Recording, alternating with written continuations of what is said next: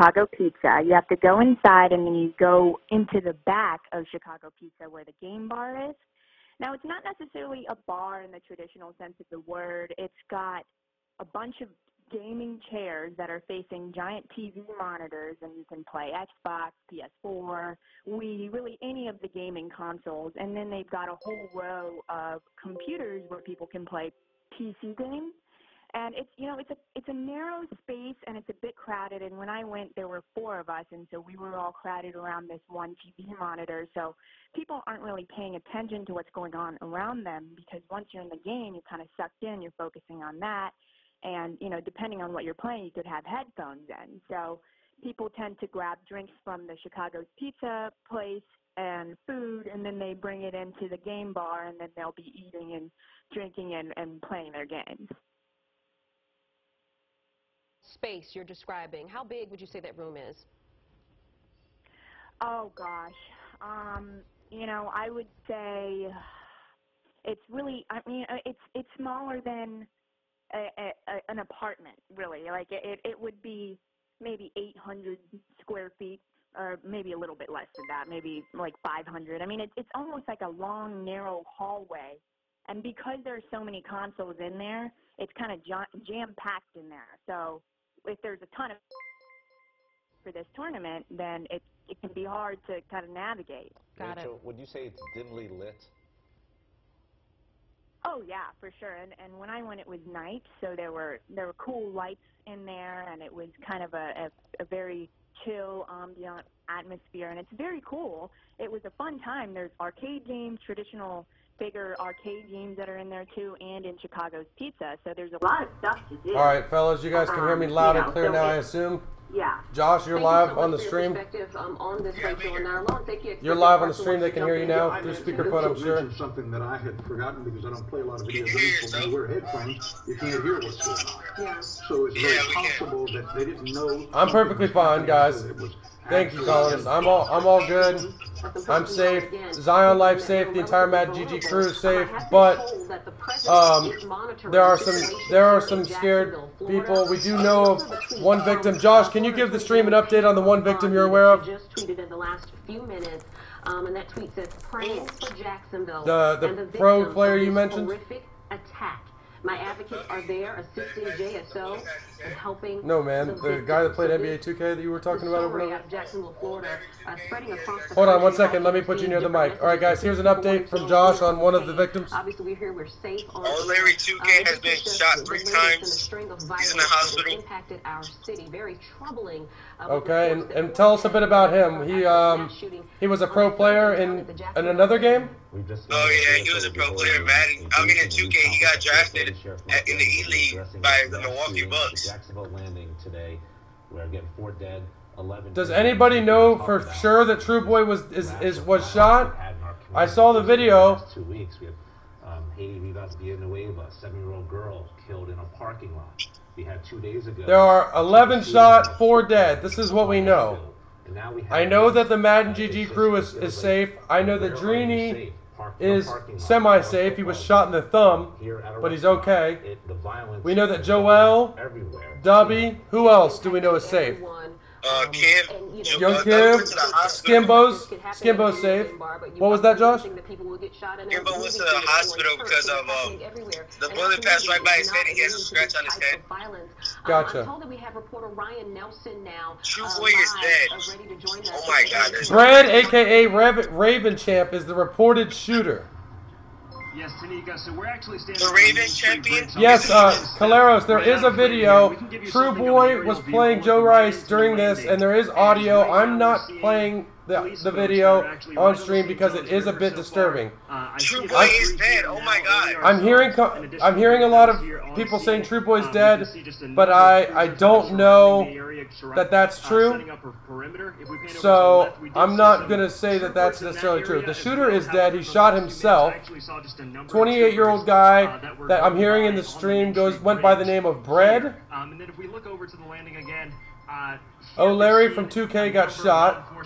Officials going in tactical gear again. JSO definitely know that's a fact. May be inside. If you're in a safe place, remain in the safe place, but be sure to call 911 so that they can be sure to locate you safely and efficiently as possible. Again, we'll be sure to bring you the latest here. As of right now, we know that there are 4 who have passed away in this just horrific shooting.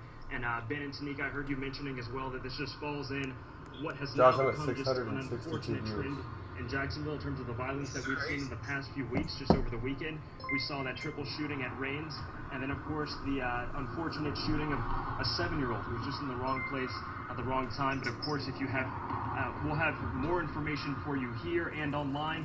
Be sure to follow me at Ryan A.N. Jax. Again, we have an aerial view, and Sheriff Mike Williams will be giving us some more information here in the very near future. And with that, I'll send it back to you guys. All right. And that news conference, again, with Mike Williams, Ryan mentioned, 4:30, the sheriff will be holding a briefing to discuss this mass shooting. Oh my God, Vince. Yes. His name is Brett. 4 people dead. What do you mean? 11 injured. Right now, we're showing some video His of name- Memorial Hospital, right outside of that hospital. That's where our reporter Cole Heath is. You can see 3 vehicle squad cars just in that view, and more as they continue to pan to the right. 3 patients from this mass shooting at the landing were taken to Memorial Hospital, and we have also confirmed from UF Health that they are treating patients. There is indeed a video of True Boy playing somebody else during the shooting. There is screaming who's playing Joe Rice. You can find it all over Twitter. So far I've chosen not to play it on stream because it is disturbing. Let's take our Cole So, Heath, who joins us now by phone. And Cole, describe that scene out there that you. if you'd like to see it, I'd say have a look at Twitter. For about 30-45 minutes now. There is a massive JSO presence outside of the ER, and ambulances are being brought in. Apparently, a pro player, Madden player named Bread was the shooter, is what I'm hearing preliminary reports. All of them are stable. We've been told by the hospital that there's going to be some sort of briefing or statement released later. Raven Champ was the shooter. That's just been confirmed, says Eric's Gaming. People who may be watching or listening right now is where you can go if your loved one has been brought to Memorial Hospital. Bread and Raven Champ are the same person, Josh. As soon as I get that, I'll be tweeting that out at Cole A.N. Jax. But again, at this point, we know 3 victims from the landing shooting have been brought to Memorial Hospital. According to officials, all of them telling me all 3 of them are stable. All right, and now we have a tweet from John Rutherford. Let's go to that right now if we can. And it reads, horrified by what has transpired. My Twitter is FinsUpFoesDown. My Instagram, Twitter are all FinsUpFoesDown, just like my Twitch name for those asking. I'm sorry, Josh. Say it again, Josh. That from Representative John Rutherford, obviously his ties to law enforcement in our community run deep. Former sheriff of our community responding to the violence, saying he is horrified by what has happened. A similar note we saw from tweets from Marco Rubio, Pam Bondi, and also have been told that the President of the United States is monitoring what's happening here in Jacksonville, Florida. He got shot right in the chest. The dude aimed at True Boy's chest. So it sounds like True Boy was shot in the chest. One shooter, from what I understand, Flesh. Sounds like True Boy was shot in the chest, from what Josh is saying here. You know, this easily could have been when there's a If you watch the video, you can see the laser right at his chest. landing to enjoy themselves prior to a game or Wow. even during the game to watch the game there, where you have a lot more people even than what you saw today. Mario, it was an official EA sanctioned tournament. We want to show you some video. It is graphic. You will hear sounds of gunshots. And this is True Boy was a pro Madden player, sportsman. Security was definitely not high enough.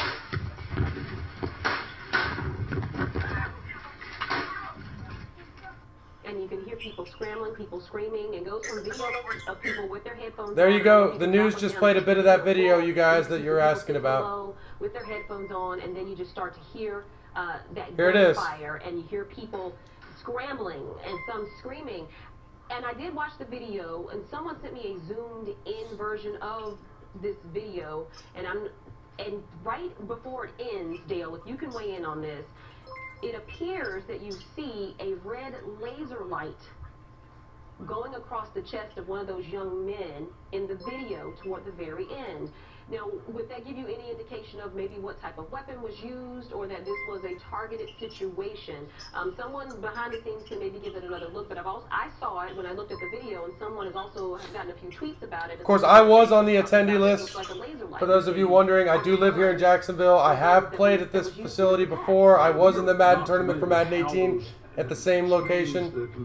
I was an attendee for this tournament. If they are not facing if they are facing the shooter, this is where I live here in Jacksonville. But I know this affects the Madden community as a whole in a great way, because not only was it a Madden tournament, but people traveled from all over for this tournament. It was not a local only tournament. People traveled from all over the Southeast and all over the country to attend this tournament. So this will have a huge impact on the professional Madden community. They're not aware of anything going on behind until it starts. Is it possible EA will convert tournaments to online tournaments because of this? I think so. They're at least going to have to rethink security. That's definitely the case, in my opinion. True was playing against Joe Rice at the time, AWP. Nickname of the shooter was Bread, or another one, I forgot. Do you remember, Josh? Raven Champ. How helpful will this video be for officers as they prepare to investigate? You do know that one suspect is dead, that according to JSO, and they were searching to see if there was a second, but what role would this video play in this investigation? Well, it's clearly evidence, and it controls, I think, from what I can tell, the number of rounds that are fired or discharged, at least during that clip, are memorialized. We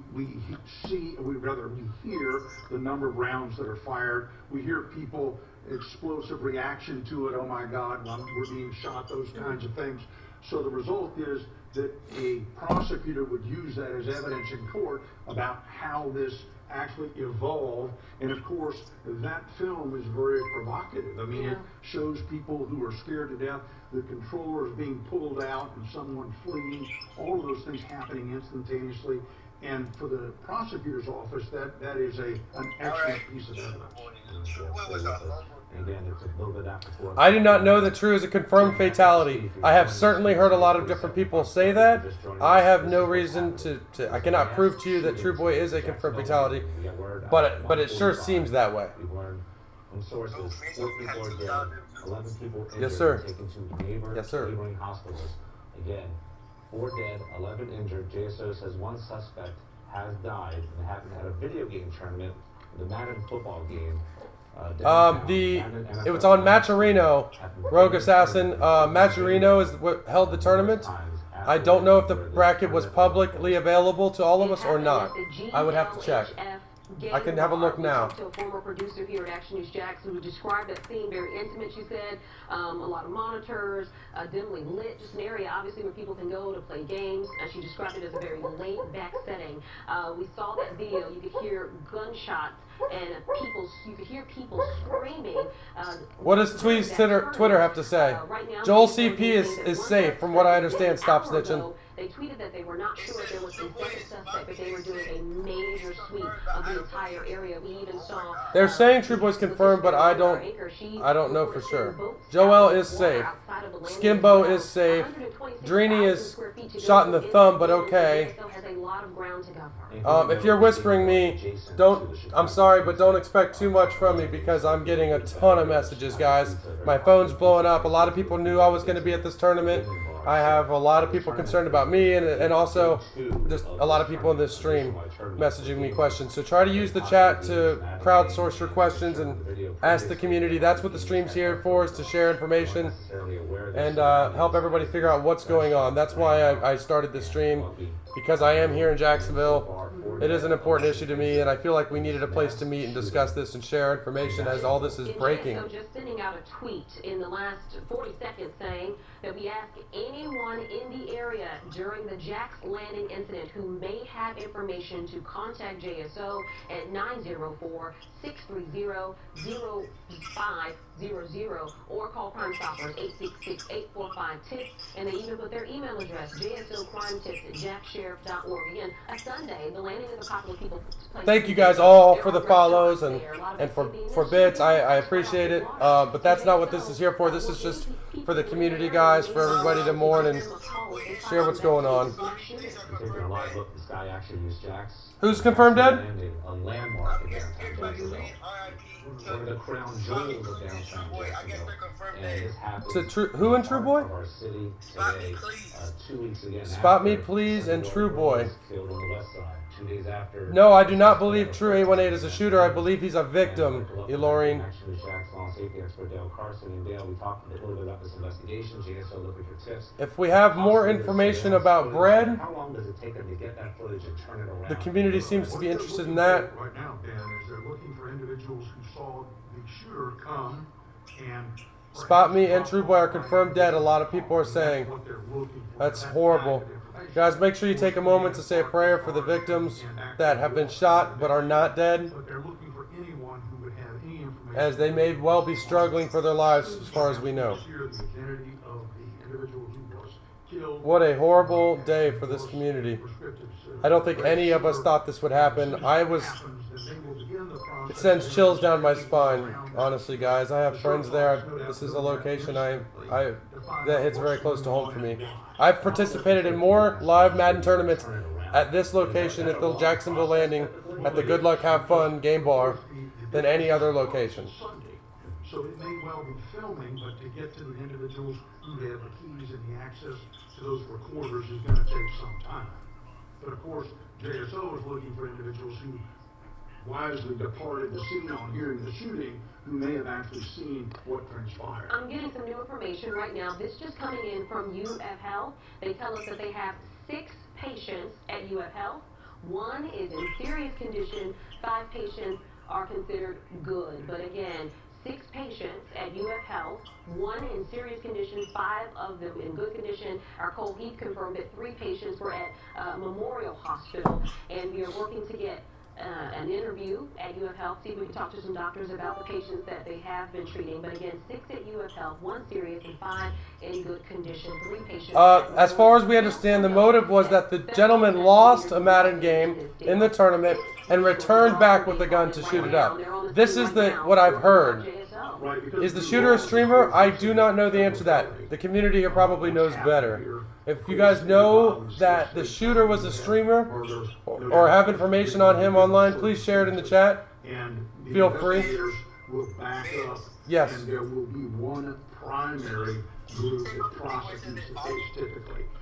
The what? On how it works out between the state attorney here and the U.S. attorney. Not right now. Hold on. If you guys have a link to more information or something you think needs to be shared in the chat that you're not able to share because you're not a moderator or something, send it to Dotbot. Dotbot, go ahead and say hey and chat for them. And go ahead and send it to him. He's one of my moderators, and he can help disseminate information that's hard to share, such as a link to the shooter's Twitch or anything like that. Throughout our city, where 4 dead, 11 injured in this mass shooting, where people just went to play a game and just have fun. The video of the red dot is available all over Twitter. Just have a look. Lefty, thank you again, bud. And we saw a tweet from another person who said that he was grazed on the thumb and was lucky to be alive. And here you have someone saying that a bullet grazed them in the head. Again, young people, folks just gathering to play video games. Just an exciting moment, just to go play a game. This is supposed to be a good event, an enjoyable, fun, good event for the community. For it to turn into this is horrible.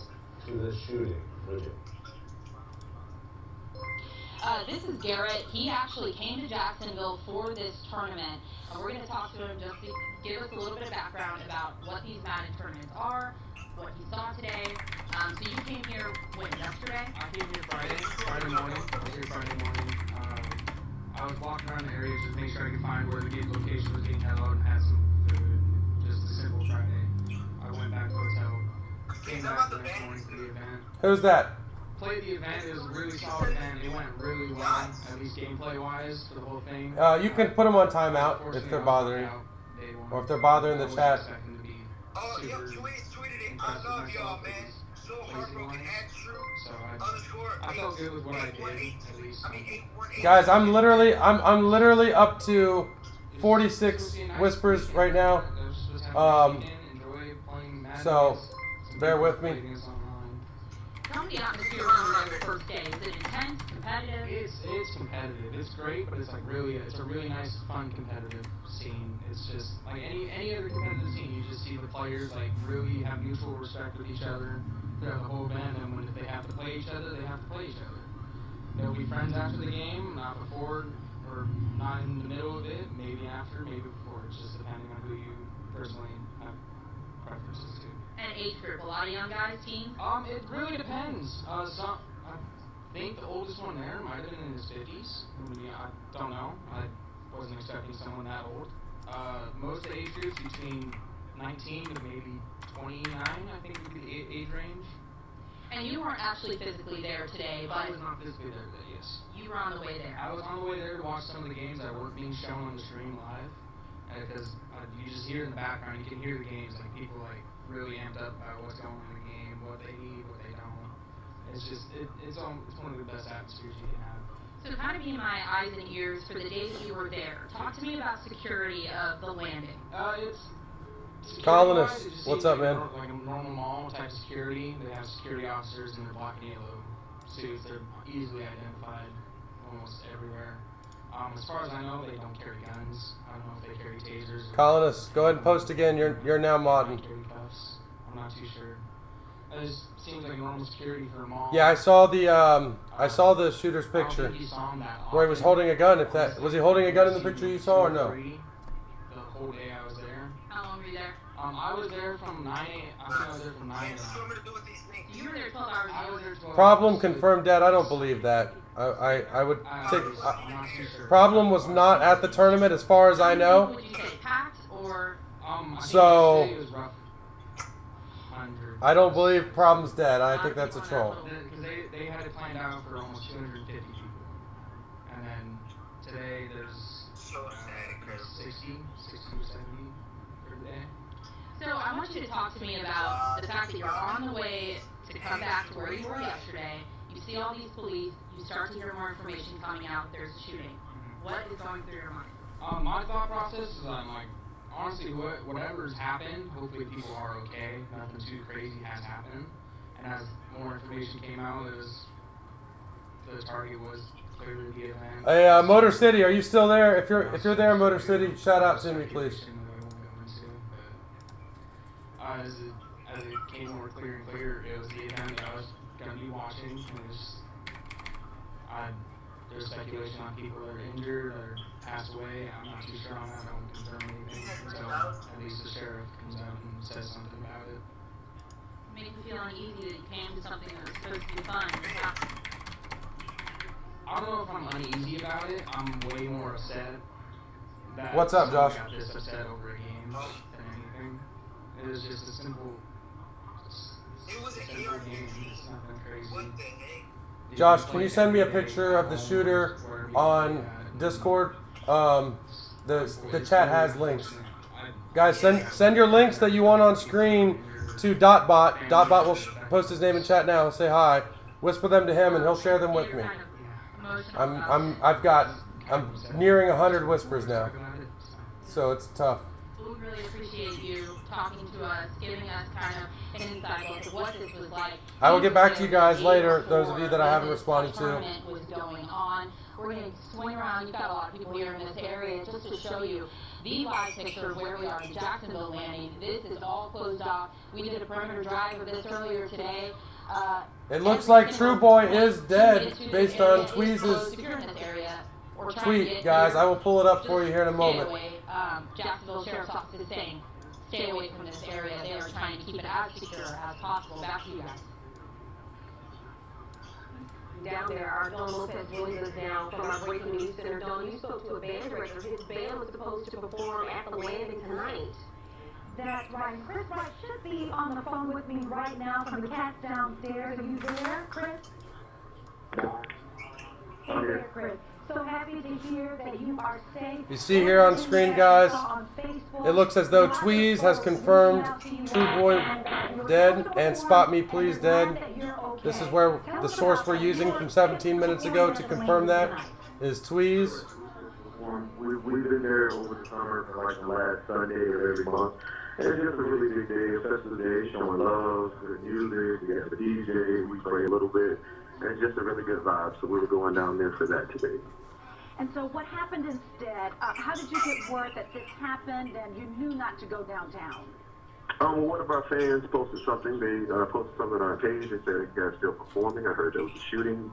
And I live in Springfield, so I decided to drive by. Maybe not the best decision. And then I saw everything roped off. And then we got calls from our connection from the landing. And they told us that the show was canceled. And so we went on ahead and let our fans know. Did the Jacksonville Landing representative say anything else to you about what was going on there? Because from what we understand, JFRD was saying, and JSO was saying, that there were people who were still inside, some of them hiding in locked areas, and for them to stay put, call 911 to let them know exactly where they were in that building. What else did they tell you about what was happening there? No, the Jacksonville Landing didn't tell us. They were very discreet. They just told us that the show was canceled, and then we started seeing some of the news reports, and that's how we found out to collaborate with what the fan posted on the page. But the landing was very discreet. They didn't let any information out, and they just told us everything was canceled. It was a situation beyond their control. And so as it began to unfold through the news, we found out what was going on. But they were very discreet. Have you ever been concerned about playing downtown at the Jacksonville Landing, especially after in the past we have seen violence down there? I mean, no, I haven't. We're at 4,000 viewers. They've been very isolated. I'm one of those people, I believe, that love confrontation. I really believe that. I'm not just saying that. And those incidents were I just don't believe in living scared and being fearful. You miss out on too much life. And every time we've gone down, we've done multiple jazz festivals down there. We've done multiple shows. Never had an incident. Josh, can you give me the picture of the gunman and send it to me on Discord, please? 200 plus people down there. Okay, picture of the gunman's coming right up. And we've never personally had any incidents. And if I lived like that, I'd be scared to walk out of my house every day. But we've never been scared down there. I love downtown. I'm from here. And I love the downtown area. So what does that mean for your next dates there at the Jacksonville Landing? Here's a picture of the gunman, ladies and gentlemen. What we'll go down there and we'll cancel out the hate with love. We'll go down there, spread some love, positive vibrations, raise the frequency, and we'll just go out and have a good time at the landing. Decides to have us back, we're willing to go. Chris Wright, thank you so much. Chris Wright from the Cats Downstairs. The band was supposed to play there at the Jacksonville Landing. They had a sound check at 5. Shooter on screen now. But that has been canceled. Ben and Tanika, we're finding so many people on Facebook using that option, letting their family. Those of you who want to jump in my the FinsUpFoesDown Discord, I do have quite a few people in there sharing information and such. Josh, if you could take over the general chat, there's people asking questions like for the pick and so forth. Go ahead and share it in the general chat on Discord. Those of you who want to see some more of the videos, links to the information, Josh can help you with that on Discord. Yes. And making sure that all federal resources will be available to assist victims. Josh, did you hear anything I just said? Help law enforcement do their jobs. Again, that's from Senator Bill Nelson. Okay. Meet me in Mad GG. Standing by for a briefing from JSO set to happen around 4:30. It's 4:17 right now. A couple of other things. A naval station Mayport. Hey, if you got those of you that are have known me for some time and would like to be live on stream to share in the conversation with me, go ahead and message me privately on my Discord. If you're already a moderator or an old friend of the stream, go ahead and message me on my Discord, and I'll pull you into a live conversation on stream here. I just, only people who know me and I know will behave. No offense to anybody new. At the Jacksonville Landing in downtown Jacksonville. Josh, 2 o'clock. Are you there? I can't hear you. One suspect is dead. Let me check my settings. They were searching for the potential for a second suspect. We also know from our sources, we're being told that 4 are dead and 11 Josh, I can hear you now. Shooting at a landing happened during a Madden video game tournament. This was day 2, the finale of the tournament. You're a little quiet though. HF Game Bar. Yeah, I'm not talking right now. Is it good? To the pizza restaurant. Yeah, it sounds all right. I just turned your volume up a little bit. At this point, we're not sure. Everybody, this is Dotbot. Josh is part of the Madden GG crew. We're still working to find conditions. We know that 6 patients were taken to UF Health and 3 were taken to Memorial Hospital. Yeah, there's a massive police presence downtown as well, and the perimeter also is massive. And I'd like to welcome in Action News Jack's law and safety expert Dale Carson and talk about that perimeter they've set up. What does that suggest to you right now? Well, it's fairly expansive, but we always taught that you keep the crime scene as large as you can, effectively police it, because you can never expand it after the event. So what they're doing here is they've made it fairly significant in size and can reduce Nightmare, are you there? where that's expedient to do so. But of course, they don't know what's happened fully yet. They're still in the process of clearing the area inside. That will have to happen before the evidence technicians come in and begin. Is everything good? Is everything over now? Is it all safe? And of course, it depends on how small the I don't think it's. I don't know. I think it's fairly well over. Area, some distance, or is it? Do we know who the shooter was? What's going on? One restaurant area and the gaming area. If so, then it could. The actual review, collection of evidence, the identifying of Josh, what is follower only mode? Why are people saying something about follower only mode? What the hell are they talking about? Followers only. What does that mean? It means only people that are following their followers. Only people who follow can chat? Oh. I don't know, guys. I didn't check my settings before I jumped on Twitch for this stream, so to not upset anybody. These were the settings I've had for a long time. I just jumped on when I heard what was going on because I thought it was important. I'm here in Jacksonville. I'm familiar with this location. I played at this exact location in the Madden 18 tournament. I was an attendee for this tournament. And with that said, they are asking anyone who is in the area of the Jacksonville landing who may have any kind of information, and again, it doesn't matter how big or small the detail, they are asking you to call them at 904-630-0500 or call the number to Crime Stoppers 866-845-TIPS. Alright, so guys, just to be clear, the report that Brad was the shooter is not confirmed, but is definitely very rumored. I've gone ahead and removed his picture from the stream just because it's not confirmed, and I would hate to slander somebody that... There was a fight here yesterday, too.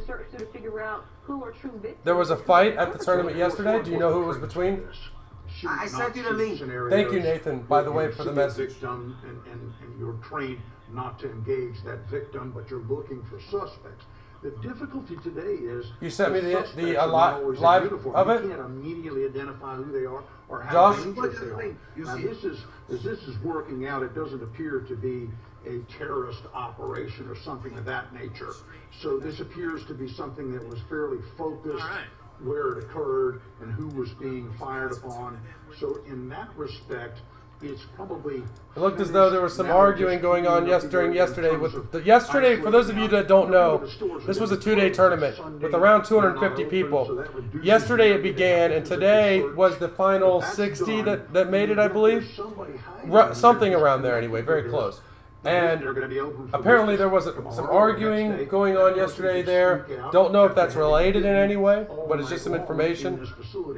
So they have to be thorough in what they're doing. One quick note, Dale. JTA says that because of the activity at the landing, all outbound buses from the Rosa Parks Transit Station are temporarily on detour until further notice, and your travel times may be impacted. So JTA giving an alert that the outbound buses from the Rosa Parks Transit Station are on a detour until further notice. So just a heads up if you are riding the bus and usually go through that area. And also an update from UF Health right now. 6 patients. Haberdasher, that sure seems to be what we're hearing. That's the latest update for UF Health. Yes, but I don't know that it's... There's a whole lot of rumors that seem to be going around. Overall, at least as we understand, we don't know for a fact anything, but there's some consistency that among the rumors that, one, it surely looks like True Boy's dead. Prepared to talk to us about the patients that they are treating there. It would appear that Brad is the shooter, but we don't know these things for a fact. We're still working to get more phone interviews for you. We have several crews. We have crews outside of the landing, multiple crews outside of the landing. We have Sky Action News Jacks, as you can see, over the scene, and you can see several officers here. Looks like some kind of command center, maybe Salvation Army, set up some kind of post there. They're probably providing water and different things to the first responders and people here at the scene. But we're still working to get you as much information as possible leading up to this 4:30 briefing. Spot Me Please is also dead. True Boy and Spot Me Please are rumored dead, and Brett is rumored to be the shooter. These are very prevalent rumors. I would say almost certain, but we don't have official reports from the police yet to confirm any of this. There's the inside of the location. Trying to shoot someone. It's easy to... Been there many times. It's a very soft target. And so has Zion Life of the Madden GG crew. Zion Life and I were both attendees today. And it's just an excellent forum for something horrible like this to happen. And I'm afraid we're going to have to become increasingly aware of this and provide... Shooter killed himself, is what as I understand it. We don't expect there to be... For those of you who are asking if he's still alive. It's much more difficult. I understand he turned the gun on himself, but again, none of this is absolutely confirmed. These are all things that we're hearing, and we're waiting for official announcements. We're all waiting for official announcements, but we all want to know what's going on, and we all want to know what the latest things being heard is. Something that we should be considering. And this is the latest things being heard and shared on Twitter and around the community that I'm sharing with you guys, not something that's been announced by the chief of police. Like that. Brett confirmed shooter. That's what everybody's saying. People are saying that Brett is the confirmed shooter. But at some point, you've got to draw a line. You've got to say, all right, I can be safe here. It's like being on an airplane. You're on an airplane. You don't like to be searched, but you're comfortable when you're on the plane. Nobody's on there with you. I gotta go eat. I'll still be in the chat though. I'm gonna still be in here. Okay. At some point, we're going to have to determine whether or not we as Americans are willing to make that trade-off and subject ourselves to more serious scrutiny when we go places like this, simply for... What a terrible day for this community. You went to a sporting event. You didn't go through a metal detector. You weren't blind. No, I did not witness. I did not witness who shot. So I am not making a claim as to what I witnessed. I'm just saying that Twitter is almost exclusively selecting Brett as the shooter. No one else has been suggested. I don't know of anybody else even being suggested to be the shooter. But I don't know. There's been no official announcement yet. What is confirmed is that 11 people were shot and 4 people are dead. That is confirmed news. Sources tell us that 4 people were killed and that 11 were hurt. We have checked in with area hospitals. Brett is apparently a professional Madden player. 3 patients were taken to Memorial. Bills Club champion, as I understand it. More confirmed information from the Sheriff's Office. We know that state and federal resources are being called in to assist JSO with this investigation. We don't have any information at this point on the actual suspect, other than JSO tweeting that a suspect was dead. Right, and we don't know at this time whether that suspect was shot by JSO, shot by a Good Samaritan, or took their own life. Again, we hope to get clarity on that coming up in a few minutes. And Dale, you're pointing to something right now. You can see individuals walking through the interior, and that's a fairly clear indication that they're satisfied that there are no other active shooters in the venue. Because to move around in the open area internally like that would be something you wouldn't do if in fact you were concerned that there were other shooters. It is okay, and we're being told interesting what Slice says that this is big news, but this is a mass shooting with 11 people dead.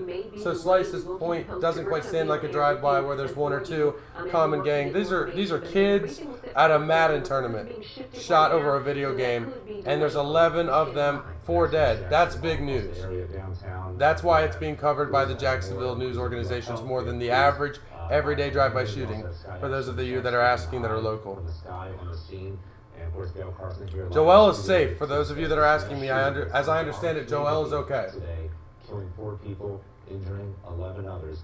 And again, it just bookends a violent 2 weeks in our city, and we talked about it. And again, 2 weeks ago, we had a 7-year-old killed in a parking lot. We had 2 days ago. So Winkleman, apparently there was some arguing or possibly even a fight yesterday. That's what I'm hearing. I didn't witness that. In the past years that I played at this location for Madden tournaments, there was actually very good sportsmanship, and there was no violence of any kind. We really had a great tournament there last year. But this tournament is significantly bigger than last year. There's a lot more money on the line, and it was sanctioned by EA, and we had 200 plus people from all around the country show up. It was the day 2, the finale. Thank you, honey. Where people were up for cash prizes. $5,000. Martin says a trip to Vegas, and we also have some. It's my girlfriend, guys. Sorry. Inside, but I think we have a tweet from like, one of the victims. Just in case she didn't want to say anything, she should know there's a lot of people listening. His thumb, he was hitting the thumb, and another person described being grazed in the head by a bullet, and that he was absolutely terrified, and these people are just grateful to be alive after this mass shooting at the landing. It is terrifying when you're so focused on playing a video game, you're not paying attention to your surroundings, and this happens. And here's one of the tweets. They took me to the hospital, bullet grazed my head, I feel fine, just a scratch on my head, traumatized and devastated. And you can understand why he's devastated. And we spoke to someone earlier, Bridget Matter spoke to a gamer. You know, the gaming community is a growing, tight-knit community where they unite, whether they're in tournaments locally, nationally, internationally, and it's like it's a small brotherhood. And this is something that a lot of people are involved with. That, you know, if you're not a gamer, maybe you don't know, but gaming is a very big industry. All right, guys, I'm back right now. I had to step away for a drink. A lot of people are interested. And we have a soundbite from that interview that you just mentioned that Bridget did with the gamer. He was there for day 1, preparing to go back for day 2 when this happened. Let's listen. It was just supposed to be a nice weekend. I was just supposed to have a nice weekend, enjoy playing Madden against some people I played against online. Guys, please show sportsmanship and friendliness today in the chat. I know it's a busy chat and we're all emotional, but this is important time for the community to come together and us to all bond together, pray for these people. Not a time to argue or bicker over the minute details of this. I definitely don't have the moderation core to handle 6,000 viewers, so please take that into account and let's all behave today. This is a sad day for the Madden community. Let's not make it any sadder. Yeah, and that okay, we see it there in that entrance.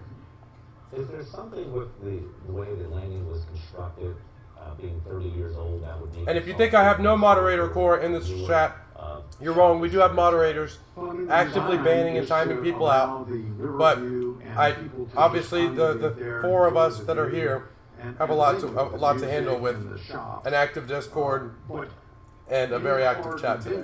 Doesn't have the number of entry and exit points that the landing has. So in that respect, yes, I guess that's true. But I would hope that we never reach a point where we've got to have just one Bob the King. So far, what we hear is that True Boy and what's about to happen again, and we're told that the JSO will be having a briefing for us at 4:30. The media was shifted. And Spot Me Please have passed. We do not know who the other dead victims are yet. Here's a briefing, guys, from the police. I'm going to be quiet.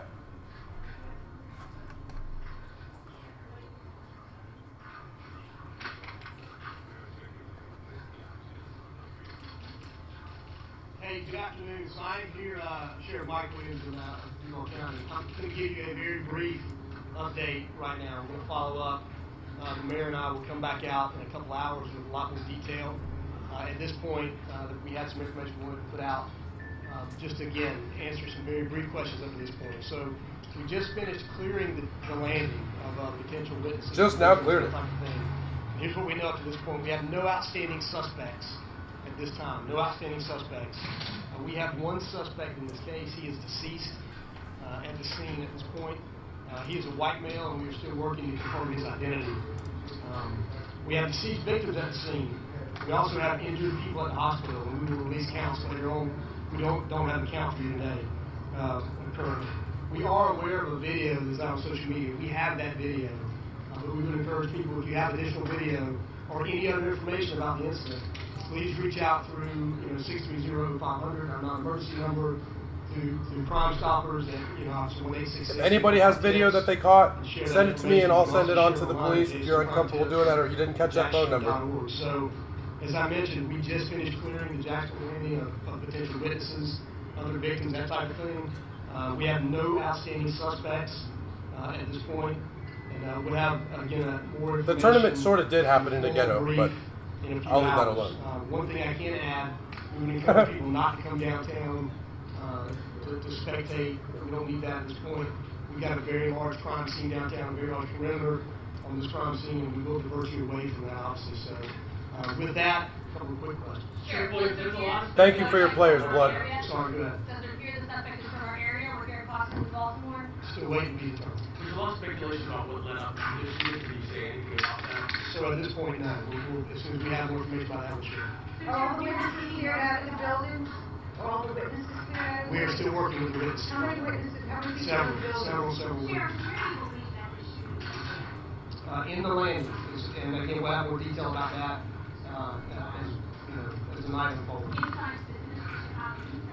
inside one of the restaurants in the landing. All of downtown's a little bit ghetto, is my point, but the landing itself is not in the center of the ghetto now. So we will talk about a operation to try to get yes, smoking. It does appear that this happened over this Madden. information today, right now, I wanted to get out that we have no outstanding suspects. We have the scene secure, and we will follow up in a couple hours with more information. Thank you, everyone. We will announce via Twitter any updates and the time he will be speaking again. You guys will be all escorted back out. Further information will be from here. Let me go ahead and pull up the Jacksonville Sheriff's Office Twitter. PIO on Twitter. That is the original source of information. That is the true source of information, the information we are putting out. The times will be relayed via Twitter to all media, and any further questions. I've heard an update from the sheriff. They're not giving too much information, but... Okay, are you guys with me? We just heard an update from the sheriff. They're not giving us too much information. We do know that the landing has officially been cleared. We're going to give you a closer look now. This is the first time we're getting closer to the landing here. We're in front of the Wells Fargo building. You can see this is all closed off. Update from the sheriff. They are not giving us an official count of victim numbers right now. They do say there is only one suspect. That suspect is deceased. There are no outstanding suspects at this time. They are asking anyone with information. I just posted a chat if you have any information, JSO's information, email and phone number. Information about that video that has been floating JSO's around. the Jacksonville Sheriff's Office for those of you who are not local. Live stream to during that Madden football tournament to come to the Sheriff's Office to talk to them. We are getting pushed out of here now. We will give you another live update. Again, for those of you just joining, I did play at this location in the Madden 18 tournament. I was an attendee, and so were other members of the Madden GG squad that I'm a member of. All right, Bridget, but again, the big thing the sheriff wanted to stress, but we are all okay here in Madden GG. No outstanding suspect that they are searching for, so that means that the person responsible would be the deceased suspect, who they've only described at this point as a white male, not giving any age, not saying whether or not he's from this area. They're also not giving us a victim count. They just said that there are people who are dead still there at the scene, and we know that several people have gone to hospitals. Right. We're told by our sources 4 dead, 11 injured in this mass shooting. We're also told, I believe, 6 at UF Health and 3 at Memorial currently right now. Again, they didn't go into details about this suspect other than saying that they have the one person they believe who was a part of this act, and they are dead. They did not say if that person was shot by JSO, was shot by... I am pulling in more moderators. I've been able to reach a couple that were offline. They're asking, you heard Bridget mention, for those of you that are concerned about circulating, and if we can get the director moderation to get that video up for us. There's video circulating online everywhere.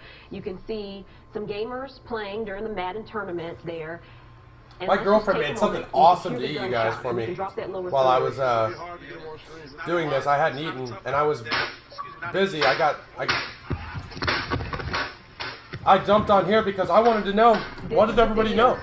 What's going on? JSO it was so hard to find out of this video. details. They do have this video, and they are asking other people, if you have any video of this incident or information, to give them a call. That number is 904-630-0500. You can also call Crime Stoppers, 866-845-TIPS, or send them an email, send them a tweet. At this point, for those of you that need information, if you do have anything to send to the police, here's the information in chat again. She tells me via text that her son was actually watching the tournament online, and when the shooting I do not know what gun was used, Avid Live. Might have been hurt, so we can get her on the phone to offer some insight from her son as well. But let's bring back in law and safety expert Dale Carson. You were here with us just now and heard that briefing from JSO. What were you able to gather? I know it was short, not a lot of information, but what did you glean from it? Well, as we are restreaming news is allowed for those who are concerned. It's been clear there's no danger to the community from yet another shooter being on the loose.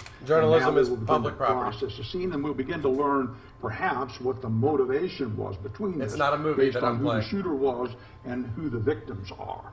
So that's something that we will soon learn. One of the things that's good about this, if there is anything good, this is not a terrorist attack on Jacksonville, something that should concern all of us. This seems to be a very specific attack, and it probably involved people involved in that game, as it would seem here.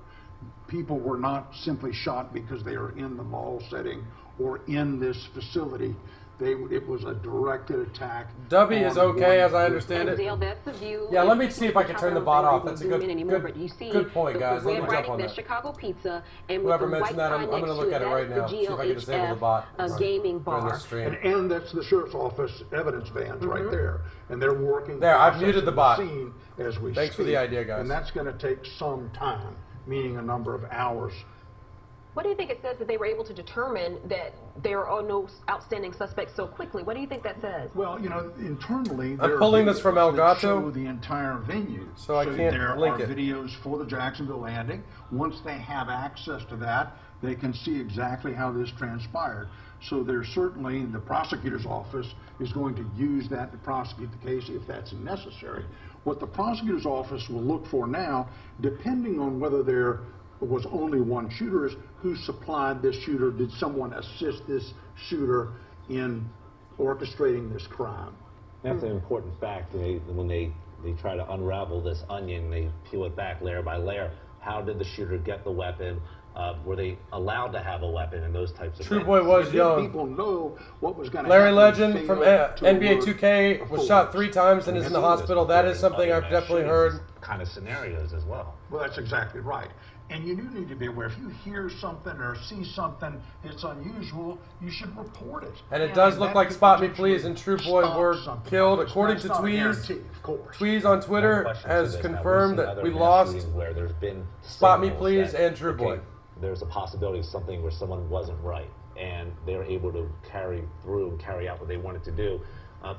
If that kind of information is out there, is law enforcement outmanned, outgunned, so to speak, because it's hard to monitor all of social media for any clues? Well, I don't think you can just look at social media as being the cause of this, or even being able to search it for clues. The sole source, yeah. I think what Brent told us earlier is accurate. These things are more intense than we might expect. So the result is, if someone loses or feels they've been cheated, Spot Me Please and True 818 are the Twitters of the gentleman who passed. Here. We don't know yet because we don't have all the facts, but based on what I'm hearing and seeing, that seems to be quite likely here. And we all know people who get really intensely involved in video games or whatever it is that's in their life and their hobby, and they take it very seriously. So if someone is perceived as having harmed them and prevented them from winning, yeah, the sound was quite hollow, weak. I agree. They can take it very seriously. How will the federal investigators and state investigators, I guess, work with JSO? What would their role be in this investigation? We don't know what the quality of the microphone recording that was or anything, so I'm not going to go as far as guessing the caliber. I'm no ballistics expert, but it did sound like the FBI wasn't the most powerful gunshot I've ever heard. Researching who the individual is, who his family members are, and begin the process of finding out what those folks knew about this circumstance in advance. But again, in a circumstance like this, it can happen suddenly. You lose a game, you're angry at that moment, and the result is you may act out, particularly if you're young and your mind is not adult-like in the sense that consequences are not valuable to you. So we know that in young men particularly, our prefrontal cortex doesn't really allow us to understand consequences until we're older, and that may be the circumstance here. Of course, that's all speculative, but we will soon find out the answers to those and many other questions we have. Yeah, absolutely. Well, just again to recap what's been happening here at 4:42 here on CBS 47 and Fox 30. For those of you just joining us, there's been a mass shooting today in Jacksonville, at the Jacksonville landing. 4 people are dead, 11 injured in this mass shooting that happened during a video game tournament for the Madden football game, a nationwide tournament, day 2 of that tournament, and one location was here in Jacksonville, and that's when shots rang out at about close to 1:45 approximately, at least that's when we learned about it in this tournament, and it happened at a gaming restaurant downtown at the landing, right by the Chicago Pizza. And want to be clear, sources are telling us that 4 people are dead and that 11 were hurt. JSO has not released the victim count, only confirming that there were multiple deceased people down at the scene, and we know that several were taken to the hospital. So that information comes from sources. Police will be giving us another update when they get more information about what's happened down at the landing. Yeah, the confirmed numbers are 6 at UF Health and 3 at Memorial injured. That's the confirmed numbers right now. and we're still waiting on a confirmed number of dead. But again, our source is saying 4 dead, 11 injured in this mass shooting. And we're also standing by because we're expecting a news conference from UF Health where 6 of those patients were taken. A few doctors, one of them I've done stories with before, a trauma surgeon in the ER, expected to talk to us about the patients that came in, their conditions, and how they kind of handle this type of thing. They do train for this. They do take preparations.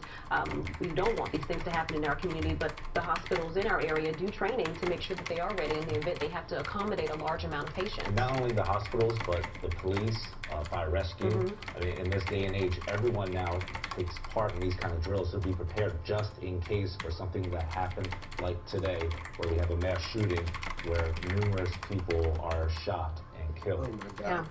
We have several crews there. Hang on, my producer talking to me. What do we have right now? Yeah. I'm back. We're working to get some other crews who are downtown. Okay, welcome back. I need definitely need moderators. Colin, this is quite busy.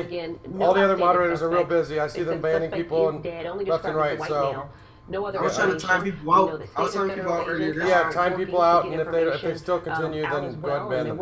It's just hard because there's so many tweets. Yeah, we have so many that I muted the bot, so it's all people now. You can the bot's not clogging up the chat. This tournament previously talked about some of the emotions there, not only for him, but also for the gaming community after learning about this shooting. I don't know if I'm uneasy about it. I'm way more upset that someone got this upset over a game than anything. It was just a simple game. It's nothing crazy. And he played in round 1 in the first day and lost in the first day, but I think was coming back today to participate and hang out down there and walked up on this scene. And again, we don't know for sure yet if this was a sore loser, got upset, pulled out their gun. Maris Gaming, Josh said people are spamming fake. Watch out for that and racist usernames. That briefing from Sheriff Mike Williams, so keep an eye out. About 10 minutes ago, where really the only thing we learned was that there's one suspect, the suspect is dead, and he's a white male. And beyond that, we're still waiting on more information from the Sheriff's Office as they process this scene. And it's a lot to process, as we talked with Action News Jack's law and safety expert Dale Carson about this. We got 120,000+ square feet of the Jackson. Phileas, at this point, it's at my mod's discretion. A lot of ground to cover for JSO as they go. I've asked them to time out people they feel the need to and ban them if they continue. The person they believe is the suspect, they still. Yeah, Fizz, put it on slow-mo. All right, let me take a look at that. And right now we're going to go out to our Cole Keith. He is live outside of the hospital, I believe Memorial Hospital. Can we get Cole now? Tanika, we're here outside of Memorial Hospital on the south side, right off of University Boulevard. This shooting at the Jacksonville Landing already making national headlines, and we know, according to hospital officials here at Memorial Hospital, that 3 of these victims were rushed to this hospital. We know all of them, according to hospital officials, they are all stable, but if you look in front of the ambulance entrance of Memorial Hospital, you will see several JSO cars. I count at least 1, 2, 3, 4, 5, 6, at least a half dozen police cars out front of this. How do I put it in slow-mo in the settings under the chat, I guess? 2 hours or so. We've also seen several JSO crime scene vans out here coming and going outside of the hospital itself. We have not seen anyone actually being rushed into the hospital. I didn't even remember where these settings were. At last check, at least 3 of the victims of the Jacksonville Landing shooting are here listed as stable. Reporting live on the south side, Cole Lee, CBS 47 Fox 30 Action News Jack. All right, Cole, and just getting some new information in now from UF Health, and they just gave an update to our crews. It's put 30 seconds slow-mo. 5 stable, 1 serious. The most serious is a gunshot wound to the chest. It doesn't give me that monitoring that person's heart. The hospital says that most of the patients were shot in the torso and chest, some in extremities like their ankle and wrist. They had 3 patients that were shot once, and they also had 3 patients that were shot. And Taylor, thanks for coming in. I appreciate it. I need the mods. From out of mods. state, we know that people have traveled into town to be a part of this tournament. Thank you, Heldo. I appreciate that. The hospital had a disaster plan to prepare for emergency situations like this.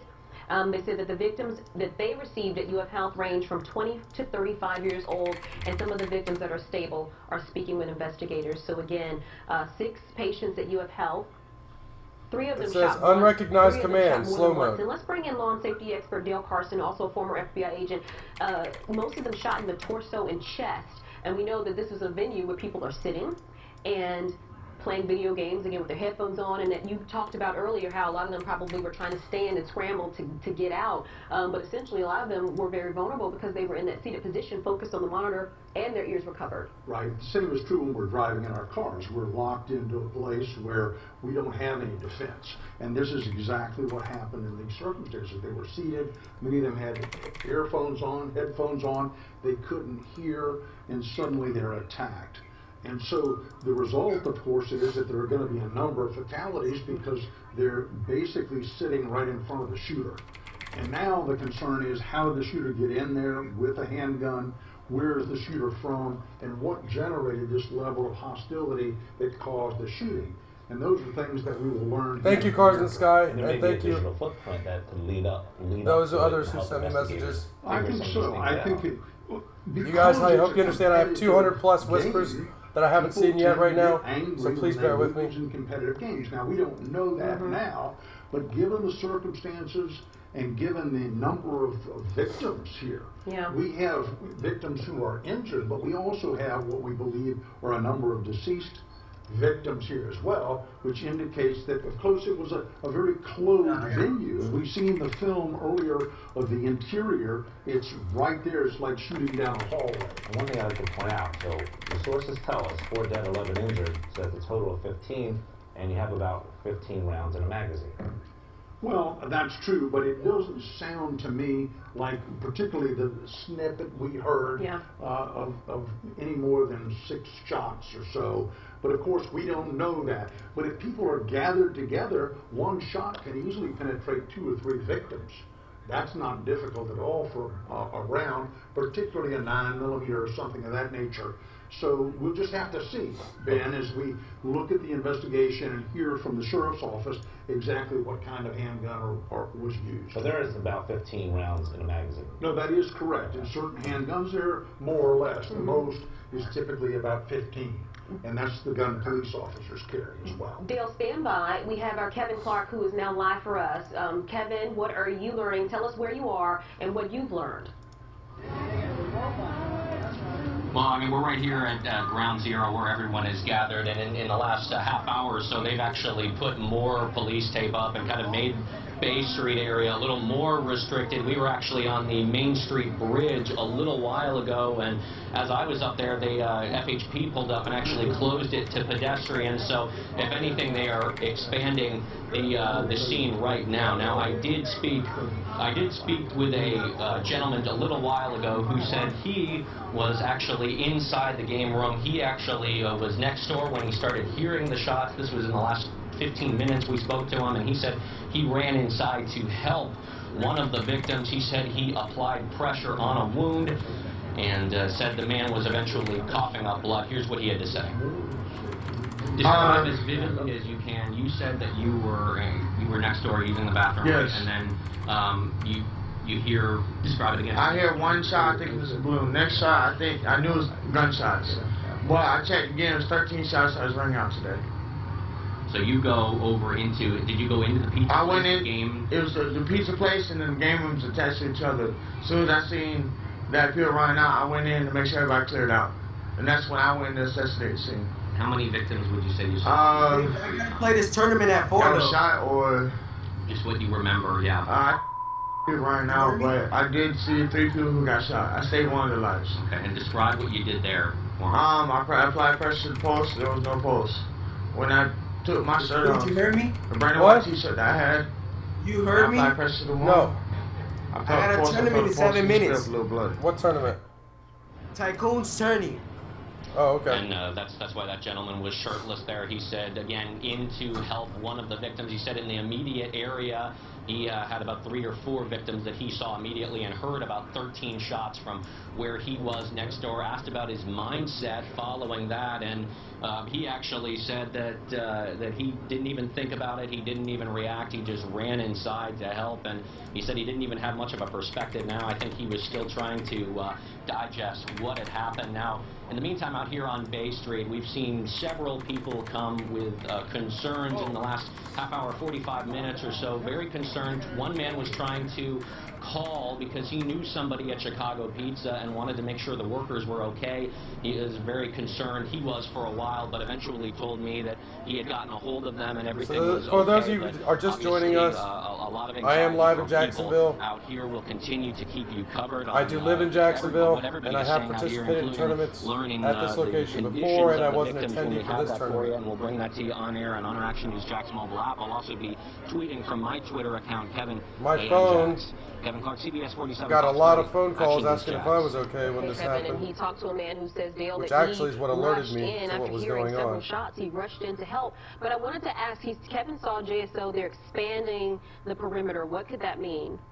Well, it could mean that a witness says, I saw this happen over there, and they've got to encompass that area. As I said earlier, you want to expand the scene as far as you can, because you can always collapse it. It's very difficult to expand it because, in a sense, the scene's already been contaminated by other people not connected to the crime scene being in that area. And he said he heard 13 shots, that witness. How difficult, how reliable is that? Does that process like you think it does? Well, when you're actually in a shooting, it's really hard to determine the number of rounds that have been fired. But that's our first example of someone who's saying there were more than, say, 6 shots fired, which tells us that if true, it's not a revolver. Typically, they would have only 6 rounds in it max. It's likely a semi-automatic handgun, but we don't know any of that at this point because we only have one witness saying we heard 13 shots. All right, Dale. Right now, let's take a pause. Let's go out to our Lorena Inkland, who is live with one of the emergency room doctors. Lorena. Yes, Anika, I'm standing by with Dr. David Caro of the Emergency Medicine Department here at UF Health. He's going to give us an update on what they've been seeing today. Doctor, how many patients do you have? What are their conditions? We have 6 patients so far. All of them are stable. One is in critical but stable condition. And what are the extent of their injuries? All of them sustained gunshot wounds. 2 of them just to the extremities. The other 4 had torso injuries as well as extremity injuries. Could you tell us more or less the age ranges of these victims? Sure. We know they're anywhere from their 20s to early 30s. What have they For those of you who are looking for links to the clips or of the live stream as the shooting happened, or for more information that's not being shared because it's a link in the chat, feel free to jump in our Discord and reach out to Matt and Goat in Discord. He can give you whatever you're looking for. The best of all possible scenarios. Yep, he's confirmed. True boy, spot me, please, are dead. All of them seem like they're going to be able to sustain or Problems just tweeted with their injuries and hopefully recover very quickly. So Problem just confirmed on Twitter. Problem just confirmed on Twitter that we've lost True Boy sustained and some Spot. gunshot wounds to the chest in particular. Thankfully has not required surgery yet, but will require continued monitoring through the night. They're going to have to keep him in the intensive care setting to make sure that things don't deteriorate, but thankfully right now has not required surgery or any procedures as of yet. The prognosis is he's expected to survive? Yes, actually sounds so. That is good news. And doctor, tell us about, I imagine you guys set up a triage situation at the ER. Tell us how the scene was there. Sure. We have But Fins, I'm gonna start this tournament, alright? Trauma center. Try to, the American College of Surgeons certified or verified trauma center in Northeast Florida, and so thankfully we have a plan in place and a team in place and a trauma center in place to accept people that come in like this, especially when they come in all at once. And today's was that kind of day. Thankfully, the landing being as close as it is to UF Jax, we were able to receive patients, all 6 patients, within about 10 minutes of each other arriving. Some came by rescue, some came by private vehicle, but within a matter of about 10-15 minutes, we had all of them here, and we're working on all of them simultaneously. Doctor, do you expect any of the patients to need any blood transfusions? As of now, no. And it sounds like right now they don't require any further, and always a plug for the blood bank, because they're always ready to help out, and we're very thankful for them, but thankfully we haven't needed it as of right now. So you don't need them exactly for these victims so far, but always a good idea if people are wanting to help. In situations like this, people always want to try to help. You would suggest? We always need blood products, and I'm sure that our friends in the trauma or the blood bank would say that they would be happy to accept any donations, because we're always looking for a bank of more products so that we can use it for critically ill folks. Are you expecting to get more patients from this one incident? It sounds like no. It sounds like the incident's been contained, and as far as we're aware from what we're hearing from Jack's Fire Rescue and the Jacksonville Sheriff's Office, we have stopped our mass casualty as of right now, and right now we're back to business as usual. You know what, earlier you were telling me, unfortunately, you deal with mass casualty situations almost pretty frequently. Yes. Is that here? Yes, so on any day of the week, it's not uncommon for us to receive multiple patients at one time, so there are many mass casualties going on at a center like ours frequently. We do also train on at least an annual basis for a mass casualty event, along with Jack's Fire Rescue and Jacksonville Sheriff's Office. And then we also have had, as everybody's aware, mass casualty incidents in the recent past with various explosions and different traumatic events that occur. So we're dealing with this on a routine basis. And Dr. Caro, important to reiterate that, you know, obviously a terrible situation, what happened earlier, but in terms of the patient's conditions, best case scenario for them. Correct. We're very thankful to see the injuries that they sustained. It seems as if the folks that arrived here are going to do well. And real quick, do you know if some of them received, well, I know at least one of them received more than one gunshot wound. The others, do you know if they were shot multiple times? There are two folks that received a singular gunshot wound, so hopefully we'll be able to be discharged as of today. Not clear yet as to the other 4 that are here, but all of them have injuries that thankfully aren't requiring immediate surgery, so that's a good sign. Thank you so much for your time, Doctor. Appreciate your help. You're welcome. Thank you. And as you heard right now from Dr. David Caro here at the Emergency Medicine Department at UF Health, they are treating patients here. Some of them are expected to leave today, so that is definitely good news here. And we're going to continue to stay up to date here at UF Health, continue to talk to the doctors here, the spokesperson here, and get you the latest information on the victims here. But in terms of injuries here, definitely a tragic situation, but good news for the patients is that they're all expected to survive. They obviously will need some treatment, and this will most likely mark their lives for the rest of their lives, but they are expected to survive, and that is the good news here today. Back to you guys in the studio. Thank you, Lorena. Dale, we heard some of that information there. Some of the injuries are extremities. What does that suggest to you? Ricochets is what it suggests. Rounds, typically when they'll hit the floor or hard surface, they come up about 3 inches and then travel forward. And that's not unusual in a circumstance like this, but it does tell us that there was a lot of firing going on in that particular venue, hence the number of at least injuries. And one more note I want to point out, the JSO says that the Main Street Bridge is closed until further notice. It seems like they're just really trying to isolate a large section of downtown as they continue to investigate, because they have crews coming in and out, and this investigation is far from over. Well, that's exactly right. And they don't want people interfering with what the Sheriff's Office is doing, taking film that can be used in a negative light. So they're trying to protect the scene, and they have to do that. Evidence that's found in a crime scene has to be preserved. First, it has to be identified. So if there's a shooting going on, you never know where the round's going to end up. So it takes time to locate those expended bullets, and then you've got to collect them, and there's a lot to be done. You don't want people from the outside being directly involved or even indirectly involved in your processing of the scene. Is there a type of bullet that's more likely able to ricochet more so than other kinds? Certainly. A full metal jacket, which is a typical round for a 9mm handgun. We don't know the round, but when I'm hearing that the victim was shot twice in the chest and is not deceased, it tells me, or it leads me to believe, that the rounds that were used were either a very small caliber or were in fact full metal jacket, because a hollow nose bullet would typically cause a lot of tissue damage, and those are the rounds that law enforcement typically uses, and people who are desperately in town killing people. So we're talking about a small, easy to conceal gun, easy to conceal weapon. Perhaps. It's just early to tell, and we can't tell. Originally, it sounded like there were just 6 rounds fired on that clip with the Madden game, and now we're hearing from a potential witness that he thinks he heard 13 rounds. We're just going to have to wait and see.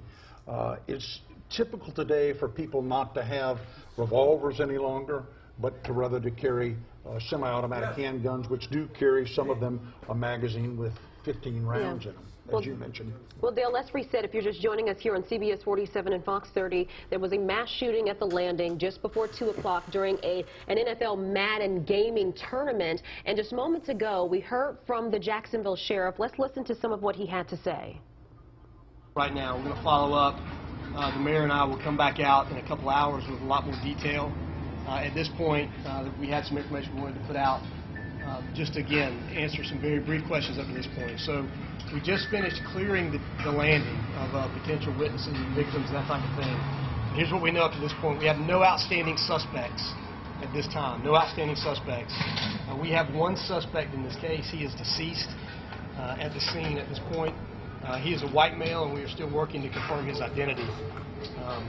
We have deceased victims at the scene. We also have injured people at the hospital, and we will release counts later on.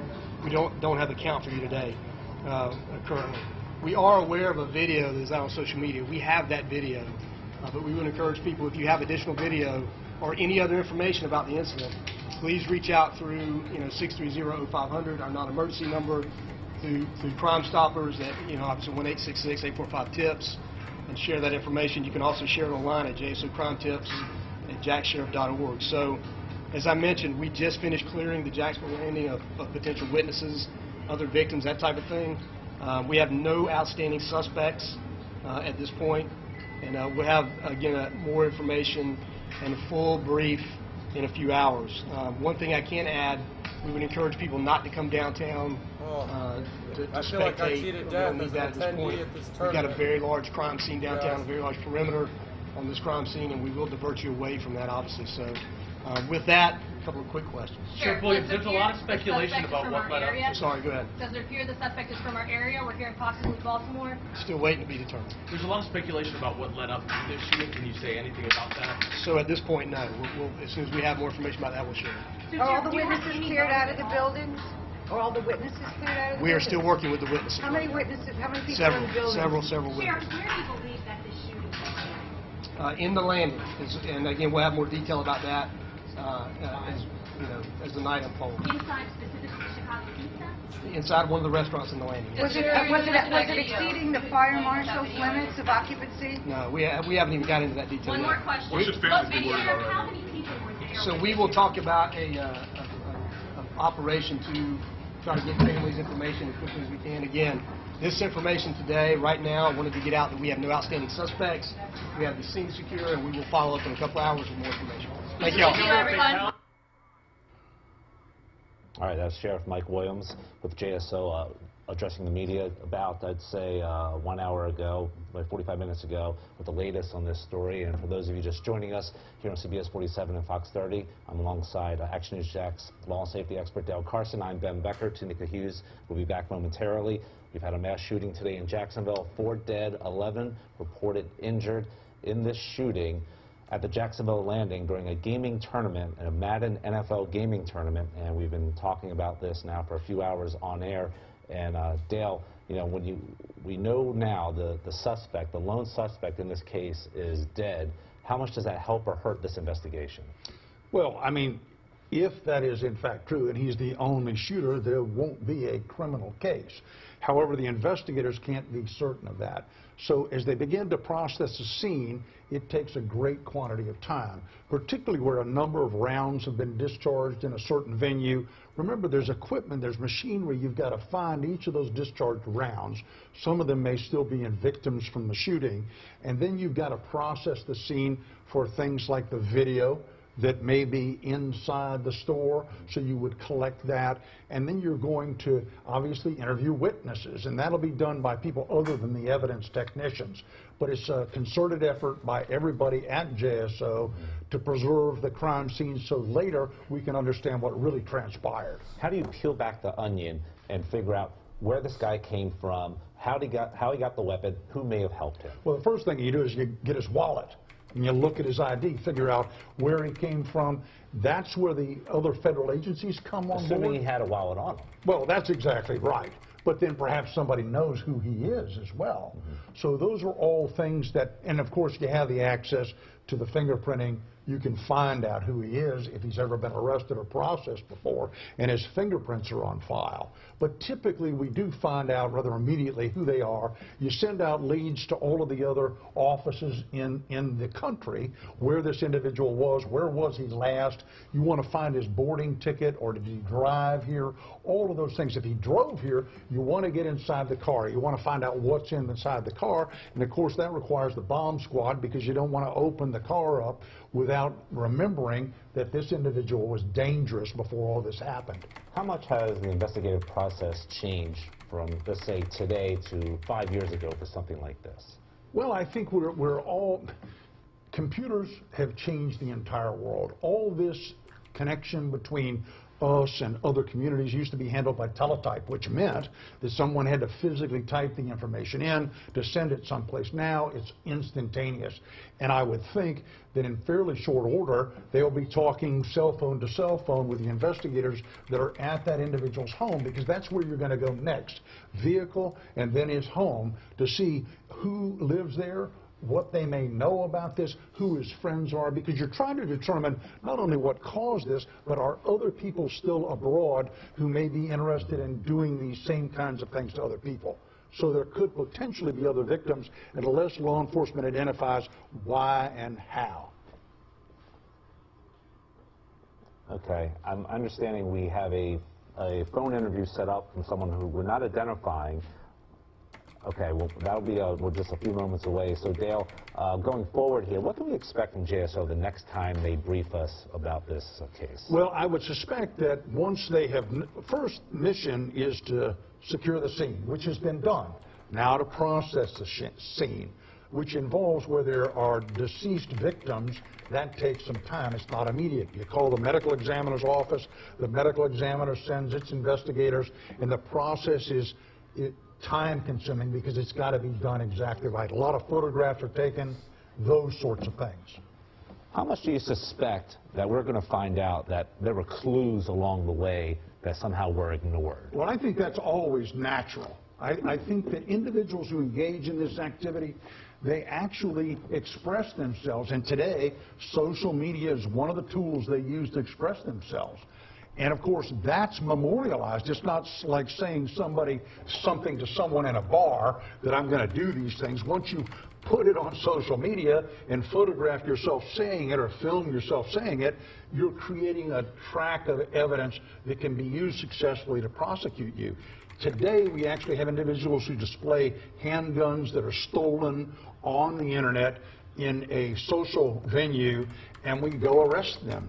So the social media has changed everything we do, along with the use of computers.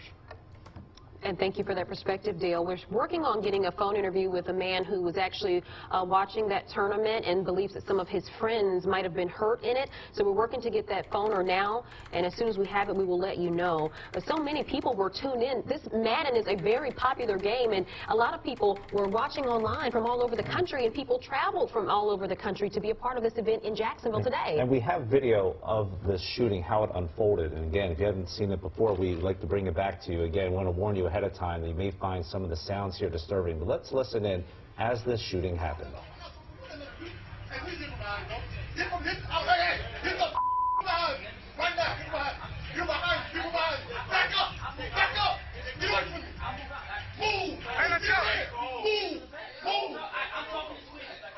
All right.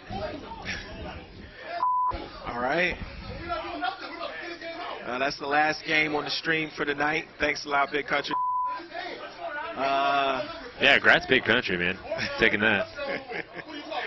Well, Well, thanks you guys for tuning in. We're looking forward to a great game tomorrow. I think we'll be joining back. I'm not sure if that was the correct video. There was some video showing an argument, and I think that happened earlier in the tournament. But there is video that you can hear gunshots during the tournament. We want to bring in on the phone now a man who was actually watching that tournament, streaming it live, had some friends participating in it, and you are concerned that your friends were among some of the shooting victims. Can you tell us what you saw? Yeah, basically I was just watching on my tablet, you know, like most of my friends, we were all in the Madden League together. And, yeah, we just were following up with it. And I saw earlier, you know, it was a little bit of argument, but I don't think it had anything to do with this part. But, yeah, basically, you know, the players are smiling. One of my friends, whose username Joe Rice was on there, he was playing against the guy who had a red hoodie on. And then all of a sudden you see for a split second, a red dot on his sweater, and then you hear the gunshots, and it goes away. And I'm kind of traumatized. I'm like thinking this can't be like really happening. But then I hear the shots and the scream, and then it cuts off, and I'm just in shock. So again, you saw a red dot on one of the hoodies, one of the sweaters that one of the players was wearing. Is that yeah? The player in the red, it goes by the name of Chew Boy. It was a red dot.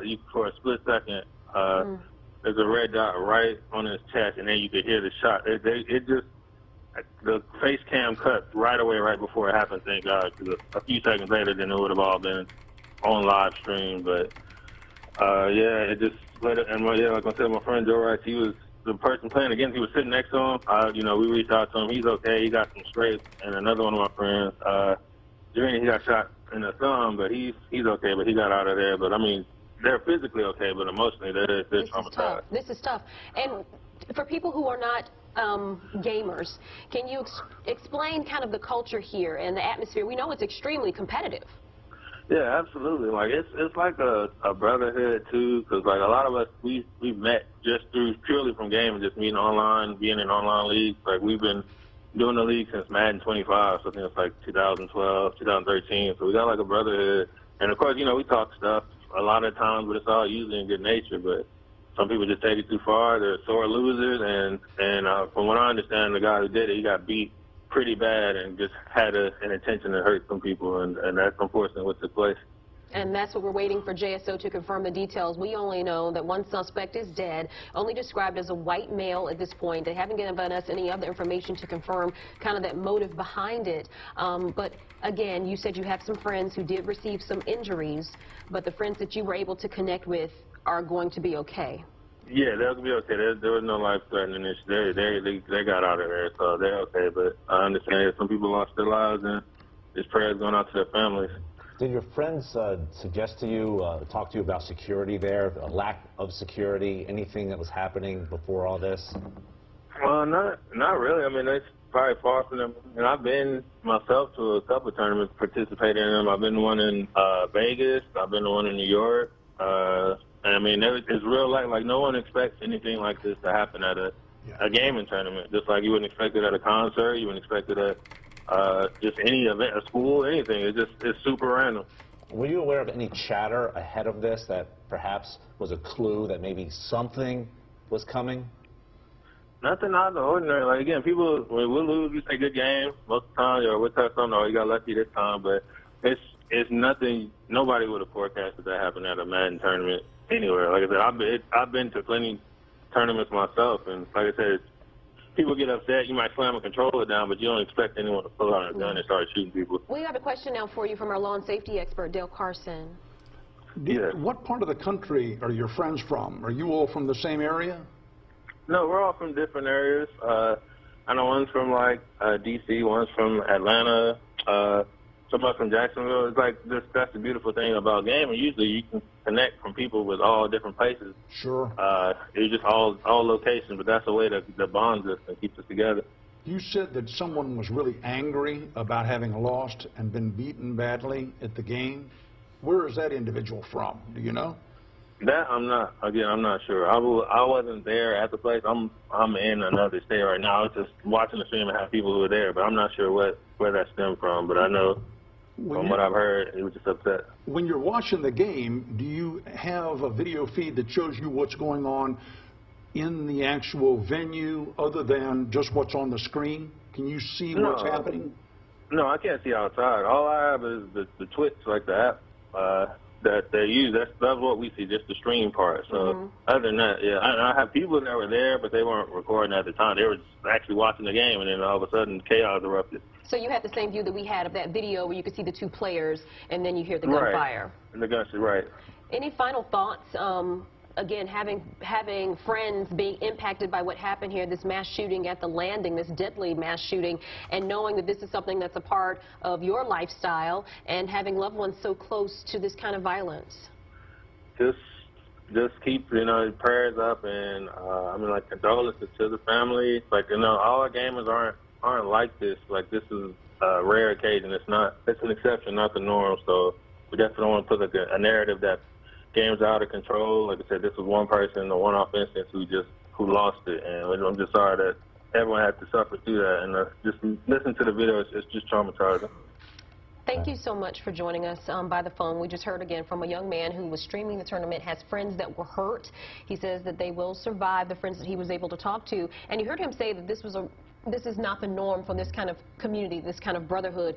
This was a Madden video game tournament, and a tweet from EA Sports Madden NFL says, "We are aware of the incident that happened at a sanctioned Madden Championship Series competition in Jacksonville. We're working with authorities to gather facts at this stage." And then they said, "This is a horrible situation, and our deepest sympathies go out to all of those involved." At this time, I'd like to send it out live to Brittany Donovan, who's live downtown near the landing, where she's with someone who says they heard some of these gunshots at the landing. Brittany. And I spoke to that woman just a few minutes ago. She actually works at the landing. She says it was a normal day. She came to work. She was actually making a smoothie when she heard that gunfire erupt. Now, just in the past few minutes, we saw SWAT team members walking down the road towards the landing. We know at this point now that all witnesses have been cleared from the building, but police are still working to talk with everybody. I spoke with one of those witnesses. She tells me that she wanted to share her story to let people know this can happen anywhere. I work right in the landing. And so walk me through what happened. You came to work, it was just So a normal yeah, day? I come to work, regular day, everything's normal. I was in the middle of making a smoothie when I heard the noise, and that's what made me go look outside, because the window, where my job is the window, you could see everything right there. And then when I heard the multiple shootings, then the security came and got me, and they told me to hide. I was hiding for a little while. Then the shooting stopped, and the security came and got me again, and they took me to the building to where all the witnesses were and all the people that were out there, just to keep us all safe and everything. So it sounds like you actually had to walk through the building. You were actually right there. Yeah. So while I was walking through, like, I seen somebody's body on the ground. I seen kid with blood all over his clothes. People with blood on their shoes. For this tournament, but I also competed there for Madden 18 last year. Shots first started, and then when you saw so this hits very close to home. When shots first started, of course, I was like, I never would have even imagined being in a situation like this. You see this all the time nowadays, like on the news and on the internet and stuff. To actually be in a situation like this, it's just like my heart dropped. So did it happen over at the Chicago Pizza? Yes, it happened right over at Chicago Pizza. Were there a bunch of people in there? There were a lot of people. Even in that small little room where they were gaming at, there were a lot of people in there. Do you feel like it was a dozen gunshots? How many did you hear? It was a lot. It was a lot. I didn't really count, but it was, if it wasn't a dozen, it was more. It was a lot of gunshots. Did you see a gun? Did you see the guy? Only a little bit of the guy, not too much. I didn't see the gun. Like I said, I was just kind of, everything just happened so fast. I was just all over the place, kind of shocked. So. How are you feeling now? I'm still shaken up, but I'm just happy to be out here and to be alive and to be able to go home to my family. And she tells me she's praying for the victims and their families. You can see some of the federal agents assisting in this investigation there down the road. We've also got FHP out here, JSO. Right now, not clear how many fatalities or injured. And as far as the suspect goes, JSO isn't releasing that much information at the press conference. I asked the sheriff, does it appear that he's from our area? They say officers are still working to identify him. Back to you guys in the studio. All right, Brittany, and you just heard from a woman there who works at the landing, Dale, and she was describing how she started hearing those gunshots as she was making a smoothie, and that security came in, told her to hide, and then moments later they came and got her and took her out to safety. But she also described hearing multiple gunshots. JSO at this point not confirming how many shots were fired. At this point, we are only told that one suspect is dead. Multiple people are dead. Sources tell us 4, and we know that several people were taken to hospitals. And these are the kind of witnesses that the sheriff's office is looking for. People who have direct personal knowledge of what transpired during the shooting, both before and after. And critically now before, so they can understand where he came from, how he got into the facility. We know the landing is simple to walk there and to walk right in. You don't actually go through space. It is. And you don't go through the landing, if you will, into the interior. It's on the exterior, so it'd be very simple to simply go to your car, acquire a weapon, and then come back and do this damage. So it's something we all need to be concerned about, but as Ben mentioned earlier, you know, we need to have an understanding of were there any clues or signals in advance of this? And if there were, those are the things, and we see this in almost every shooting, with perhaps the exception of the Las Vegas shooting, where people are sending out signals that they're going to do this. And we need to be aware of that so that we can protect ourselves. One thing, we had a phone interview with a young man who was watching the Madden stream here in Jacksonville. He was in a different state when the shooting happened. So he saw that same video clip that we've been showing you, and he says that some of his friends, he's made contact with them, but some of his friends were hurt. He also talked about, according to him, again, police not confirming this, that the suspected shooter might have been someone who was angry at losing. He talked about this being a close-knit community, the gamers. How helpful could that be to police if these are people who play and they're known to each other? Very helpful, because once there's a group, then you can talk to everybody in that group to see if they had any foreknowledge about this or had any suspicion that something horrible like this was about to happen. Dale, we have this view again from Sky Action News Jacks of the landing, and we've mentioned this is a 30-year-old facility, multiple access points. Do we need a review, whether it's this or other shopping centers, where we need to have a single point of entry or limited entry? Right now, you can go to any single place or many of those places at the landing without a problem. Well, you know, our schools are the same way. Our schools, although they're fenced, they were designed at a time when this was not even a remote possibility.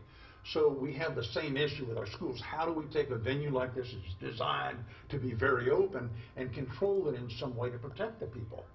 And the other impact this has that we don't talk about a lot is the impact it has on businesses. People will be reluctant to go there just because they know, as you mentioned earlier, there was a shooting that happened some months ago there. January 2017. There you go. So that, in combination with this, makes it difficult for businesses to operate in this area.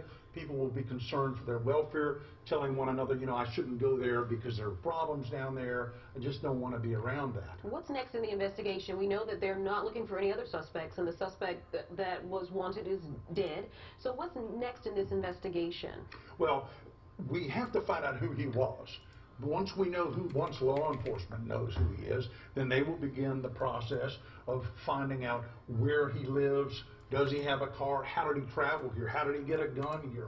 All of those things will be important. Again, age is important because there's a restriction on individuals having handguns unless they're over 21.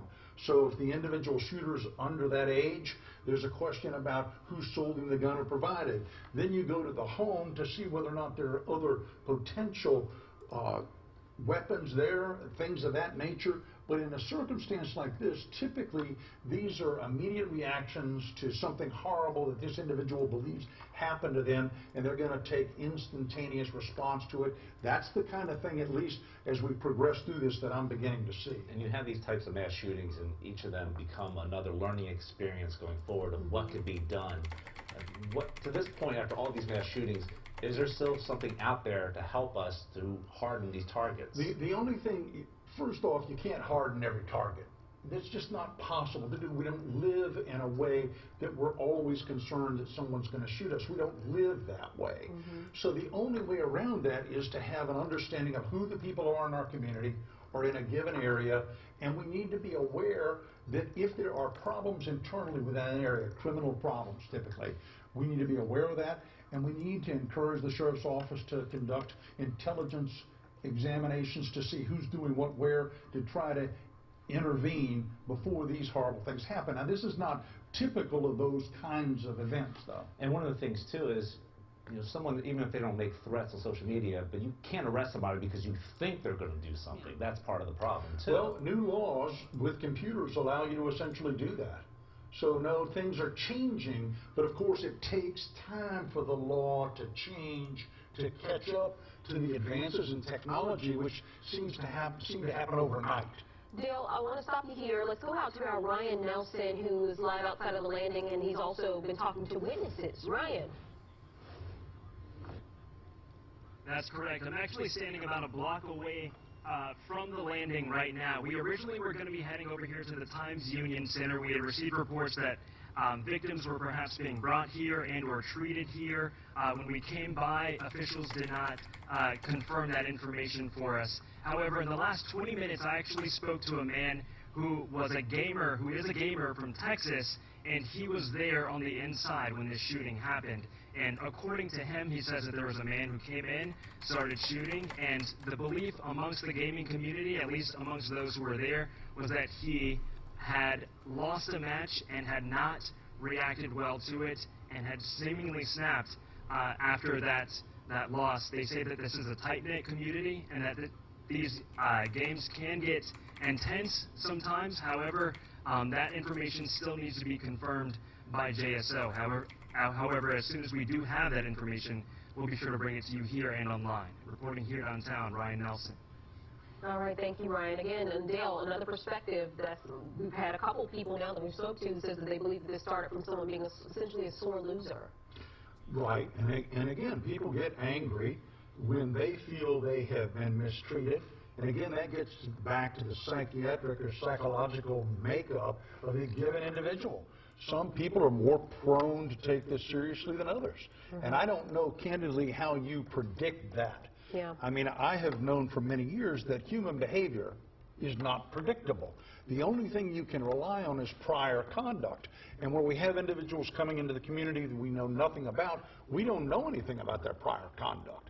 But clearly at some point, if these games continue, and I expect they will, we're going to have to know a little bit more about the people who are engaging in this to prevent this sort of thing from happening ever again. I was going to say, Madden has been around forever. Right. And these tournaments have been around forever. And so we have never heard of something like this happening before. But, you know, it is a growing new sport, and just like other sports out there where you need to go through a metal detector, whether it's a Jags game or something else, that's going to be a step, at least in that industry, that they're going to have to look at.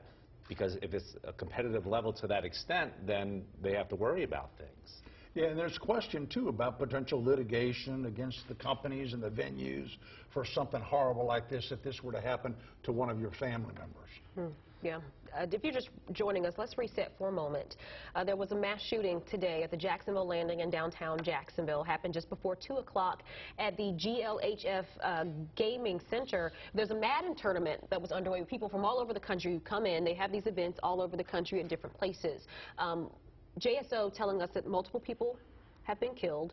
A source says 4 are dead and that 11 were hurt. We have gotten reports from area hospitals, UF Health treating 6 of those patients, and Memorial Hospital did get 3 of those patients. And Ben, the UF Health doctors tell us that a lot of the people that they were treating were shot in their chest and torso areas. Right, the extremities as well. And Dale, you suggested that meant what to you?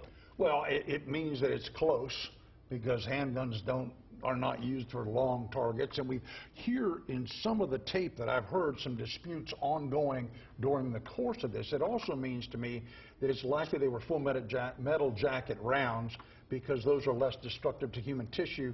And we heard from one of the physicians at Shands, or University of Florida, at the trauma center, that in fact some people were shot in the chest and survived. You're not sure whether you believe if this was a semi-automatic weapon or a revolver. Well, that's exactly right. But it clearly, given the circumstances and the testimony or the statements of some of the people that we've heard on camera, you know, it seems like it was a semi-automatic handgun, which would be typical of today's generation, frankly. I mean, that's a lot more handy or a lot more accessible per se than a revolver. That's Well, that's exactly right. era. Revolvers are pretty much old school now. Right. Yeah. Also, I'd like to point out that the Main Street Bridge has been closed. JSO announced that probably within the last half hour or so. So if you're planning to go downtown, the suggestion is you do not. JSO wants as few people as possible in the downtown area as they continue to conduct this investigation. First Baptist Church canceled its downtown events tonight, saying that asking people to use that time instead to pray for the city. Naval Station Mayport was also asking people to check in with command to let them know that you were okay if you were in the downtown area as well. We know, again, you said the bridge was blocked off, and our reporters say that JSO expanded their perimeter around the landing, so several streets blocked off. Just try to avoid that area as they work to do this investigation, which will likely go into the night, well into tomorrow. Well, that's exactly right. Now, it will be moved back to the central area. Once they determine from witnesses where the individual acquired a gun and then got back into the venue, we don't know at this point whether he was always armed or not. We're hearing from some individuals that it's a result of him being displeased at losing a game.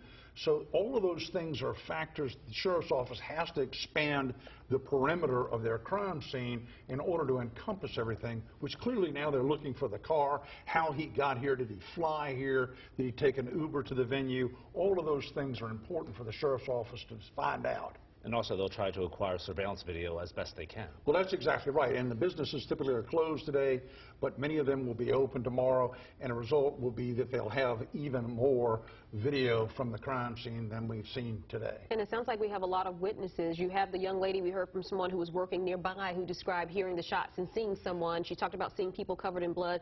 We heard from this man who Ryan just talked to, who says that he saw the person come in shooting. Right. And then police also say, well, the doctors also say that a lot of the patients are alert and talking. And because of this, though, the actual victims will be able to give the investigators a whole lot to go on. But in addition, because this is not gang-related apparently, it's going to be easier for individuals in the community to come forward because they don't have to fear the retribution that might follow if the individuals are involved in some sort of other organization. So that will really help the investigators bring a swift conclusion to this investigation. All right, Dale, stand by. Action News Jack's Brittany Donovan is down near the landing and spoke to someone who heard some of the gunfire as it erupted this afternoon. I work right in the landing. And so walk me through what happened. You came to work, it was just so, a normal yeah, day? I come to work, you know, regular day, everything's normal. I was in the middle of making a smoothie when I heard the noise, and that's what made me go look outside, because the window, where my job is the window, you could see everything right there. And then when I heard the multiple shootings, then the security came and got me, and they told me to hide. I was hiding for a little while. Then the shooting stopped, and the security came and got me again, and they took me to the building to where all the witnesses were and all the people that were out there just to keep us all safe and everything. So it sounds like you actually had to walk through the building. You were actually right there. Yeah. Talk to me about what you saw. Yeah, so while I was walking through, like, I seen somebody's body on the ground. I seen kid with blood all over his clothes, people with blood on their shoes. It's like a lot. What was going through your mind when the shots first started and then when you saw that? Well, when the shots first started, of course, I was like scared. I never would have even imagined being in a situation like this. You know, you see this all the time nowadays, like on the news and on the internet and stuff. To actually be in a situation like this, it's just like my heart dropped. So did it happen over at the Chicago Pizza? Yes, it happened right over at Chicago Pizza. Were there a bunch of people in there? There were a lot of people. Even in that small little room where they were gaming at, there were a lot of people in there. Do you feel like it was a dozen gunshots? How many did you hear? It was a lot. It was a lot. I didn't really count, but it was, if it wasn't a dozen, it was more. It was a lot of gunshots. Did you see a gun? Did you see the guy at all? Only a little bit of the guy, not too much. I didn't see the gun. Like I said, I was just kind of, everything just happened so fast. I was just all over the place, kind of shocked. So. How are you feeling now? I'm still shaken up, but I'm just happy to be out here and to be alive and to be able to go home to my family. That would sound that young lady who worked nearby. A couple of new things. Mayor Lenny Curry, Jacksonville mayor, tweeting, listen to the sheriff's instructions and avoid downtown tonight. And Dale, you talked about how this investigation will take some time. The mayor telling people to just avoid being in downtown tonight while this is underway. And also Governor Rick Scott tweeted that he spoke to President Donald Trump about the shooting, and the president is offering any resources to support the investigation here. Well, that's excellent help, but the sheriff's office here, as we know, is used to managing these circumstances, and so we would expect for them to be fully prepared to do what's necessary in this shooting, to collect the evidence, to identify it, collect it, preserve it, and then use it for whatever purposes they can later in prosecution of individuals still alive who may have somehow been involved in this. And also, Rick Scott has also tweeted out just moments ago, just spoke with the President of the United States regarding the shooting at the Jacksonville landing. He offered any federal resources needed to respond. FDOE and the Florida Highway Patrol are currently assisting local law enforcement. So once again, Governor Scott has been in contact with President Trump tonight regarding this mass shooting at the Jacksonville landing. And again, he's offering any federal resources needed to respond. And we have several crews on the ground there near the landing. One of the challenges is this scene is so large and they have us pushed back, and a lot of the witnesses were hiding, and a lot of the witnesses now who are out now that the scene has been cleared, police are working to talk to them. So we're still working to get those people as they come out to kind of get their reaction and find out what we can learn, including some of those people who were inside, like the one that Ryan Nelson was able to talk to, a gamer who came in from Texas. And so again, these are people who came from all over the country to participate in this event that they have all over the country. Day 2 of the Madden tournament, the finale, cash prizes were at stake, and even a big old trip to Vegas or something, I think we were told. And we want to have events here in Jacksonville. We want people to come here. We want them to feel safe. And something like this happens, and it's heartbreaking, and it happens in our community, and this is what's shown out to the world. You know, another aspect of this, which is rather unique, is there may be witnesses all over the country. And in fact, all over the world, if they were participating in this and somehow were able to obtain evidence or video of something that was transpiring, because today, of course, we have cell phones that can film anything and send it anywhere. So if someone were actually filming the events that we have not yet seen, that could come from someplace in Europe.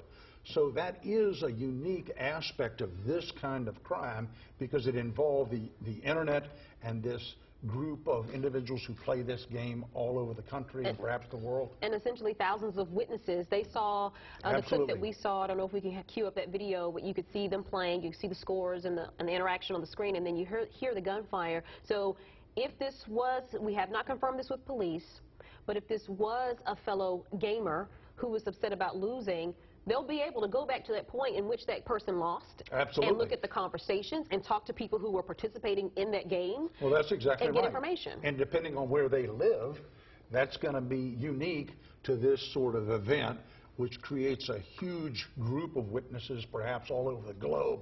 And that's something law enforcement, though they're prepared to handle it, that's something the FBI would do using its legats in foreign countries to contact the individual players. And of course, these individuals may not speak English. So it's going to be fascinating from an investigative perspective to see how this all comes together. And you're talking about witnesses. Let's get out to our Bridget Matter, who just spoke to another witness at the scene down at the landing. Bridget? Yeah, we spoke to a woman who was actually at a coffee shop. Her and her boyfriend, they were on the way to the landing. Her boyfriend's a big Madden player. They were going to go there, eat some pizza, and just kind of watch the gamers playing. And then they heard a lot of gunshots. They also saw people coming out of the landing screaming, including one man who said there was a shooter in the landing. We're going to get to that interview, but first I want to show you a live look right now. We've got FHP as well as JSO. They have this entire area blocked off, the entire perimeter of the Jacksonville landing. Let's take you to that interview and listen to that eyewitness, what she heard and what she saw. We were at a coffee shop, and like this guy came running. He was like, oh my gosh, there's a shooting, and then shortly after that we just started hearing all the gunshots. He wasn't even from here. He was like from Dallas. He was here playing Madden at the Chicago Pizzas, like where everything happened. And he lost his friend, and one of them is at the hospital. And he like everyone just started running, and the gunshots were everywhere. Like all you heard was the gunshots, and people just scattering all over the place. Describe the sounds to me. Like how many did you hear? I don't know. There was like 10, right? It was a gunshot. It was a lot. Like it was pop, pop, pop, pop, pop. Like it didn't stop. Like it was like just semi-automatic. Yeah, it was like an automatic or something. No, All you heard was just gunshots. It wasn't constantly going. It was like pop, pop, pop, pop, pop. Yeah, and the guy said that the killer was like telling homeless people to like lay on the ground and shooting them. Oh, we haven't heard that. Yeah, like it was very bad. Why were you guys in this area? We were gonna go to the landing. We're like literally like on our way to the landing, and then I decided to stop to get a bottle of water, and they were all telling me, no, let's go buy it at the landing. I'm like, no, I want it now. And while we stopped, everything just literally like in a split of a second, people just started running, and the gunshots were everywhere. Describe to me how this feels for you. You guys are so close. It's frightening because literally in a matter of seconds we were gonna be there. We were going towards that place, that area. He even said it himself. He loves Madden. They were at the pizza place playing Madden. He was about to go in there and watch them play. We were about to be there with the killer, like in the same restaurant. I don't know. It's just very overwhelming. It's scary. I don't know. I just don't wish no one to like. I don't know. It was just very And crazy. then describe for me again what the shooter said, or the person that was running out. Describe to me, was he panicked? He was panicking. He was scared. He was sweating. He didn't know what to do. He's not even from here. He's from Dallas. He didn't even know where he was running to. He just ran. Like, he just ran. And then he, wound up where we were, because we were right there, like right in front of the landing, like in a coffee shop. And he was overwhelmed. Like, he didn't even know what to do. And he was staying at the Omni Hotel, which is right next to us. He's like, I don't even want to go back to the hotel. So that was pretty much it. Okay. And then you saw how many people running out? Everybody. There was like, everyone was running everywhere. Everybody who didn't get shot, basically. Everybody, yeah. We even saw, like, later on after the cops came, we even saw, like, a girl come out of nowhere shot on the foot. So I guess she had been shot, but she couldn't get up, and she was hiding. So they, the cops helped her get out and everything. Did you take any video or pictures? Yes, actually, our friend took 2 videos, and they went viral. It's on Facebook, yeah, it's viral everywhere. Like, all you see is the cops, everyone running out. I think you even see the girl coming out with the... Can I see those? Can you guys? I don't think we've seen those yet. It's on Facebook. And you guys hearing that woman describing how close they were to being in the landing when this happened, seeing the immediate aftermath, hearing those gunshots. A lot of people here in this area telling us the same thing, that they were going to be at the landing. Here's another live look of what's going on right now. This area will be closed down for a very long time. JSO encouraging anyone to stay away from this area. They have cleared out the landing, and they are in the investigation phase of this shooting. They have not given us any official numbers on how many people were killed, how many people were shot. We're told by sources 4 are dead, 11 have been transported to the hospital, but those numbers have not been confirmed by officials. We will keep you updated on this as we continue to talk to people who were in the landing, around the landing, and we'll give you updates as soon as we get them. Back to you guys. All right, Bridget. A new tweet from JSO pointing out, says there are inaccurate numbers being put out locally and nationally. So we're going to scale back on what we're saying as far as the numbers. A source says that sources told us that 4 were dead and 11 were hurt. But JSO is saying that they will be putting out the actual numbers. So let's scale back on the amount of people that we're saying are dead and injured. And we're hoping to get more information from JSO when we do learn exactly who was hurt. But JSO did confirm that there were multiple fatalities, and we know that multiple people were taken to the hospitals. And Bridget was speaking to that one woman who was there and saw some of the incident happen and saw some of the witnesses running out. And again, it was at that Madden tournament game at the landing. And again, we have video of the shooting and how it unfolded. Once again, we'd like to be able to show you that. I want to warn you also that some of this video you may find disturbing because you could hear some of the gunshots as this shooting took place. If we have it, we'd like to be able to show it to you again. This was about, early this afternoon. We first heard about it at about 1:45 this afternoon when the shooting happened at the landing during this Madden football game tournament, video game tournament. Here's the video. Let's listen in. It's not a tough out today. Excuse me, not an easy out.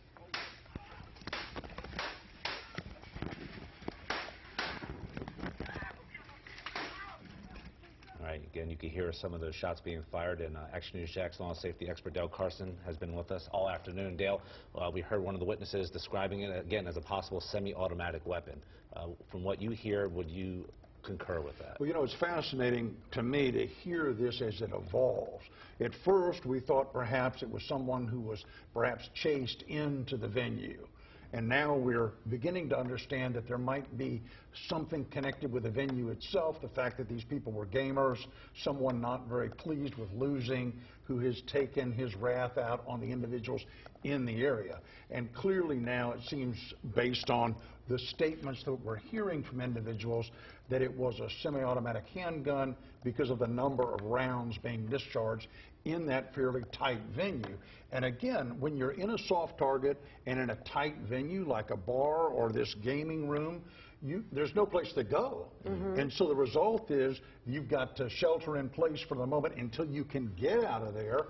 And if you're moving in the direction of the shooter, you're more at risk. There's no place to put distance between yourself and the shooter, which is something you should always do if possible. And talk a little bit about that, how that's evolved over the years, where previously you were told to stay put. Right. In the 60s, because of the Cuban Missile Crisis, we as children were told to shelter in place. So you hid under your desk and you waited for the... And most of our schools were actually fallout shelters.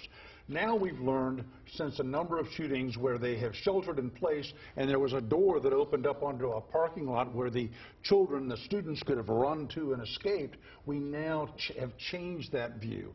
And so if there is a shooting, your imperative is to avoid the shooter and to clear the area as quickly as you can and put distance between yourself and the shooter.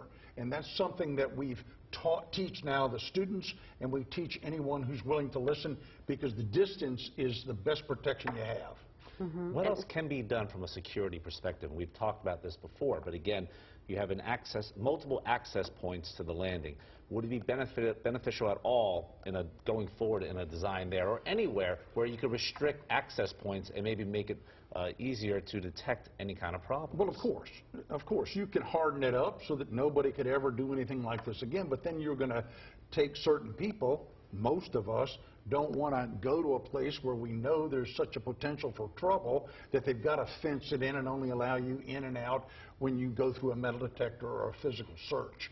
So that's the balance that the vendors are trying to achieve, as well. So they want to protect the people, but they don't want to create an environment where you don't want to attend. Yeah, because we've seen mass shootings across the country, and in some instances, as you mentioned before, there are warning signs, and with others, there are not. And so we can think we can secure everything, but when someone wants to do something like this, is compelled to do something like this, sometimes it's just hard to prevent it or know where it's going to happen, from movie theaters to churches. These things can happen anywhere. If someone wants to do it bad enough, you can't really stop it. Well, that's always been the case. It's just that today we seem to see more shootings rather than fist fights or other kinds of disputes evolving. People seem to be attracted to a circumstance where they just demonstrate their manliness by possessing a firearm, and that's certainly no indicator of your adultness. Yeah. Let's reset for people watching. A mass shooting at the landing just before 2 o'clock during the Madden 19 gaming tournament happening there at the landing at the GLHF gaming bar. It's right next to the Chicago Pizza. If you look at the signage, if you're familiar, a lot of people probably know where the pizza shop is. It's right next door. A very small, intimate environment. A lot of gamers from all over the country there visiting. JSO tells us that at some point during the tournament, someone started shooting.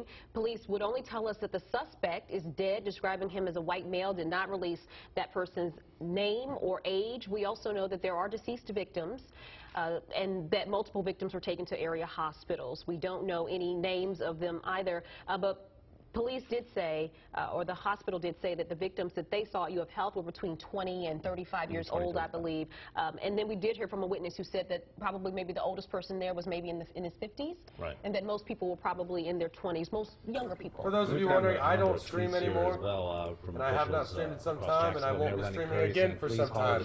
I just happen to live in Jacksonville, been an attendee of this tournament this year and last year, as well as my friends. So those of you that have a problem with it, thank you for being very insensitive and proving that you can't come together as a Madden community as well, and the governor support each other has been in contact with the president, and the president is making any federal resources available to Jacksonville to help in this investigation, in this shooting, as we continue to follow Feel this, free at the landing to today, where there's unfollow been multiple and continue chatting. Yeah, so what's happening right now? I JSO is investigating, did not check my forgive me for not checking my settings before I went live.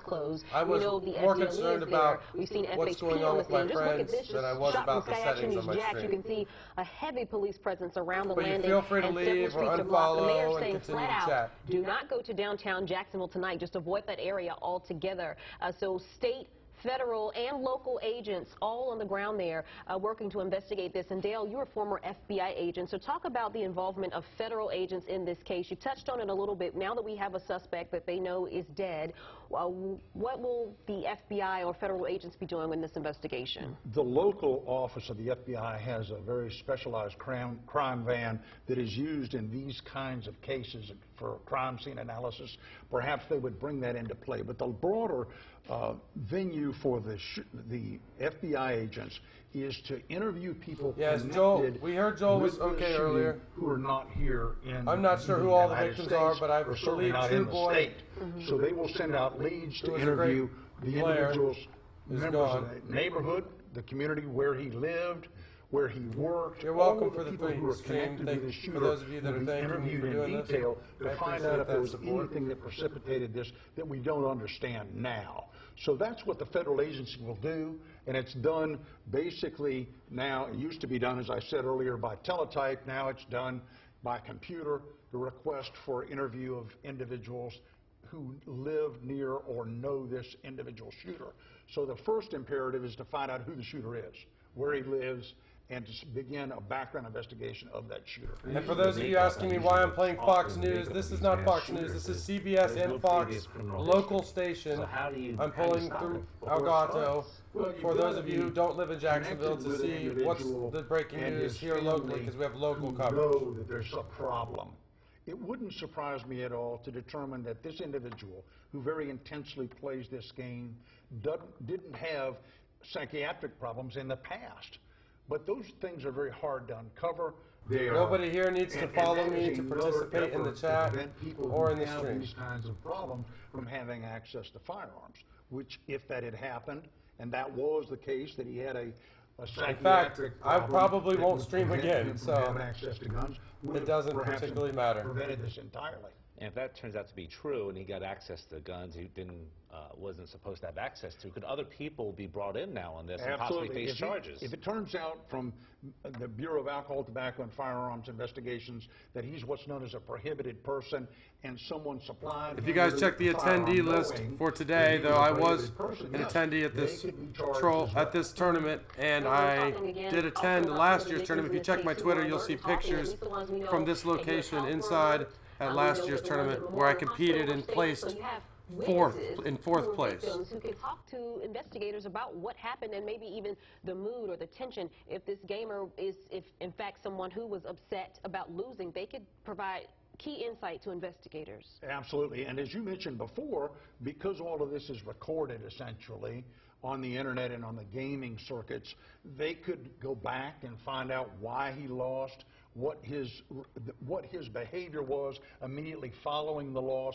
All of those things are bits of evidence that will come together to give us a fuller understanding of why this happened, who was involved, and what we can do in the future to prevent this from happening. Well, Dale, it's certainly something, you know, we follow this time and time again at numerous mass shootings, and it's like I was on the attendee list for this year, but I wasn't participating today. This was a two-day tournament that began yesterday with about 250 people, and it was down to about 60 people who came back today to compete. For those of you who didn't know much about how this tournament was laid out. What they're going to do in the future. And that's something that every family can do. If you have a family member who is not acting properly and you know that they have access to firearms, there are now mechanisms available for you to secure those firearms from them so they don't go out and hurt someone. But again, that's a little bit premature because we don't know exactly what. My girlfriend is pregnant, so I don't have near as much time this year to play or lab as I did last year. So Madden Goat, or Dotbot as you guys may know him, my friend Josh, and Zion Life as you guys likely know him, my other friend, have been labbing. They're part of the crew, and they were competing. They're competing as well this year. So it was quite disturbing to hear what happened. This shooting that happened at the landing today, approximately 1:45 is when we heard about when this shooting unfolded, when it took place during the Madden tournament here in Jacksonville, where multiple people were shot. If we have it, please take a listen. Got a lot of good games going on. It's a lot. It's going to be hard to get them on stream. Yes, every member of the Madden GG crew, Zion Life, and me, we're all safe. But it's not about us today. It's about the victims today. And those disturbing gunshots there as two players were in the middle of a game. You could see them at the bottom of the screen, and once the gunfire started, just before that we lose that video. Thank you guys for the congrats on the baby. Appreciate that. I'm on the internet right now. Sorry, my mic's static. I don't know why. I have a snowball, a blue snowball ice. I don't know. It's not a cheap mic, so I don't know why. And actually, I'm not streaming to inform so much as I am streaming to learn. You guys have told me what's going on a lot faster than the news would. They will be looking at security going forward now that this has happened here at the Madden tournament in Jacksonville. No question about it. But of course, the venue controls the amount of security you're able to give it. And this was just a very soft target because this has never happened before and certainly wasn't expected. And it's almost a turkey shoot where it's a small location, dimly lit. Everyone's focused on TV screens. Well, True Boy seems to be confirmed. Problem right. Yes, I live in Jacksonville. For those of you that are asking me if I live in Jacksonville, Problem right tweeted saying that we lost True Boy, for those of you asking. So I believe that to be confirmed, or I don't think Problem would have tweeted I'm it. afraid he might do something. Yeah. No, I did not see Keemstar's tweet. If you want to send me that in a whisper, I will get through it. I've been going through my about 200 whispers I got today, so slowly but surely. Had police been aware of it, they could have positioned. I don't think there was a public link to the bracket. It's the link. The website was Matcherino. If you guys want to try to find it, we often, as citizens, you'll see me on the attendee list there under my FinsUpFoesDown name. Same name I use on often it's a tip everything. From a citizen that allows us to identify the crime and to prevent it from happening, or to at least arrest the individual after it's already happened. So individual citizens are the most critical feature to law enforcement. It's been that way. Thanks for corruption. The Madden competitive Madden community has really grown over the last few years, as compared to when I was younger.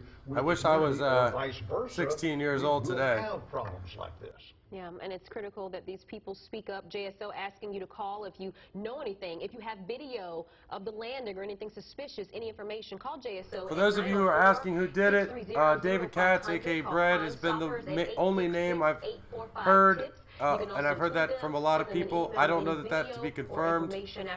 Some people are saying Fox News is now saying it. I don't think it's been said on this broadcast yet. There's a lot of information and so, you know, possible evidence being shared in Discord, which I can post the link to. Shots filled the air at the Jacksonville landing. What started as a gaming event ends with people running for their lives. Guy came running. He was like, oh my gosh, there's a shooting, there's a shooting. A mass shooting at one of the city's staple venues. I seen a kid with blood all over his clothes. Multiple people are dead, 11 others hurt. It was little girls, kids, and it was grown people. Like, I never seen a grown man that shook in my life. And now the city shows what it really stands for, as it comes together to help those hurt by violence. I did see the 3 people who got shot. I saved one of their lives. We are Jack Strong. CBS 47, Fox 30, Action News Jax at 6 begins with breaking news. Our coverage continues now of a mass shooting at the Jacksonville landing. A live look over the landing from Sky Action News Jax. JSO and the mayor flat out telling people stay away from the area, stay out of downtown Jacksonville tonight. The sheriff said that the landing has been cleared out, but investigators are still on the scene. Now, video shows that there was a Madden gaming tournament happening as the shots rang out. And we want to warn you, once again, this video may be disturbing to some viewers. Got a lot of good games going on. It's a lot. It's going to be hard to get them on stream. It's not a lot. It's not a tough out today. Excuse me, not an easy out.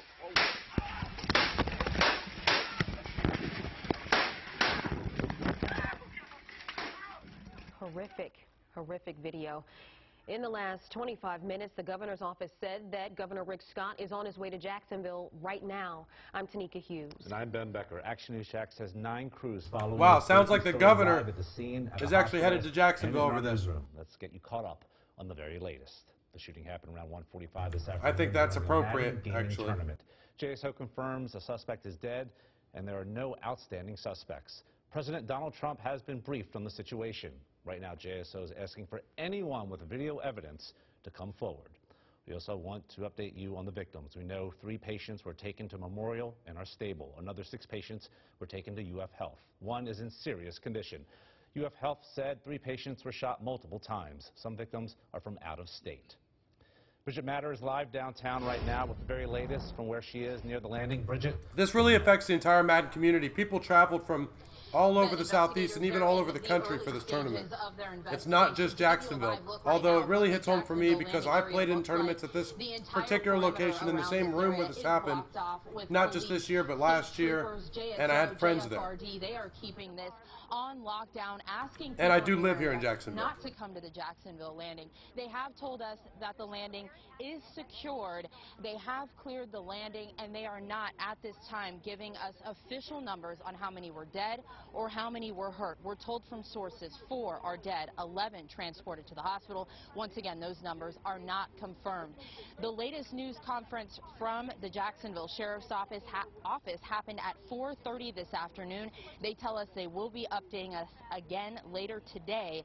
Listen in a little bit from Sheriff Mike Williams, the details that he gave us earlier this afternoon.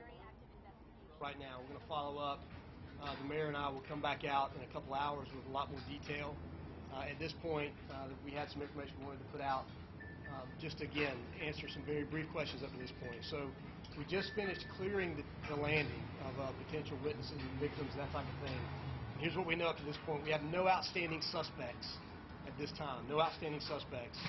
We have 1 suspect in this case. He is deceased. I'm safe and the Madden GG crew is safe, for those of you that are asking, but unfortunately not everybody is. We have deceased victims at the scene. We also have injured people at the hospital, and we will release counts later on. We don't have a count for you today, currently.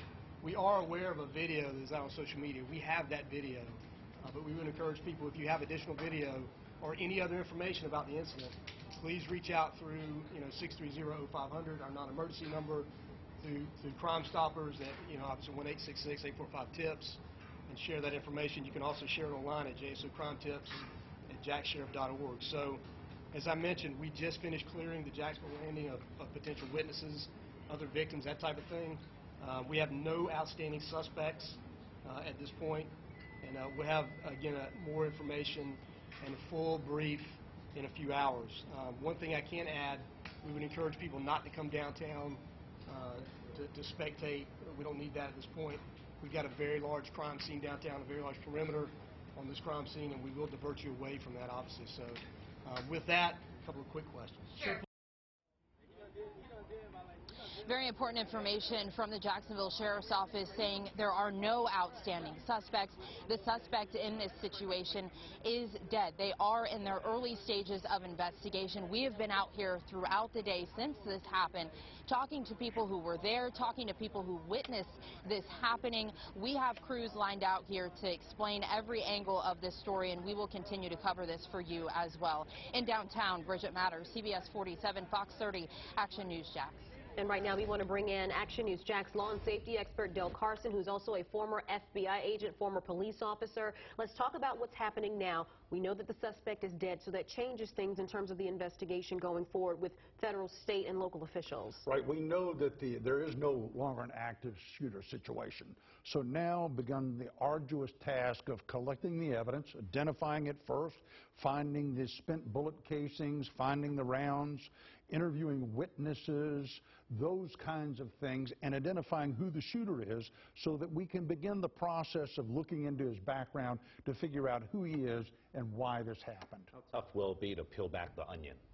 Well, it's going to be amazingly difficult because this was a national televised event, essentially, on the internet, the gaming, so you could have witnesses conceivably all over the country. We're still working to find out more about this actual suspect. Sources telling us, or witnesses telling us, that the suspect might even be a gamer. Police have not released that information at this point. That's right. That's information we're waiting to get right now. Right now, our reporters, producers, web team working to learn more about the suspect who opened fire. Again, the lone suspect in this shooting is dead. Action News Jack's Paige Kelton joins us live in the newsroom. Paige, there's a lot of chatter out there about who this shooter might be. You've also been working your sources. What have you learned at this point? Yeah, Tanika, we're hearing the man who opened fire during this Madden tournament is a former champion himself, and that he was registered for this event.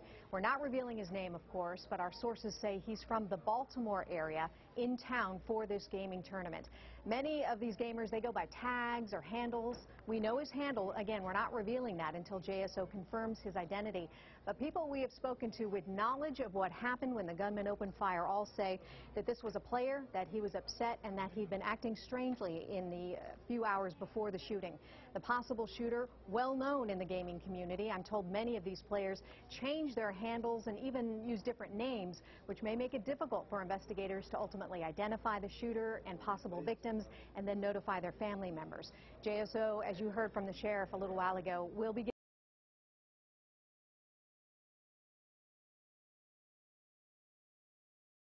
Tonight, come get your Longhorn fire-crafted flavors.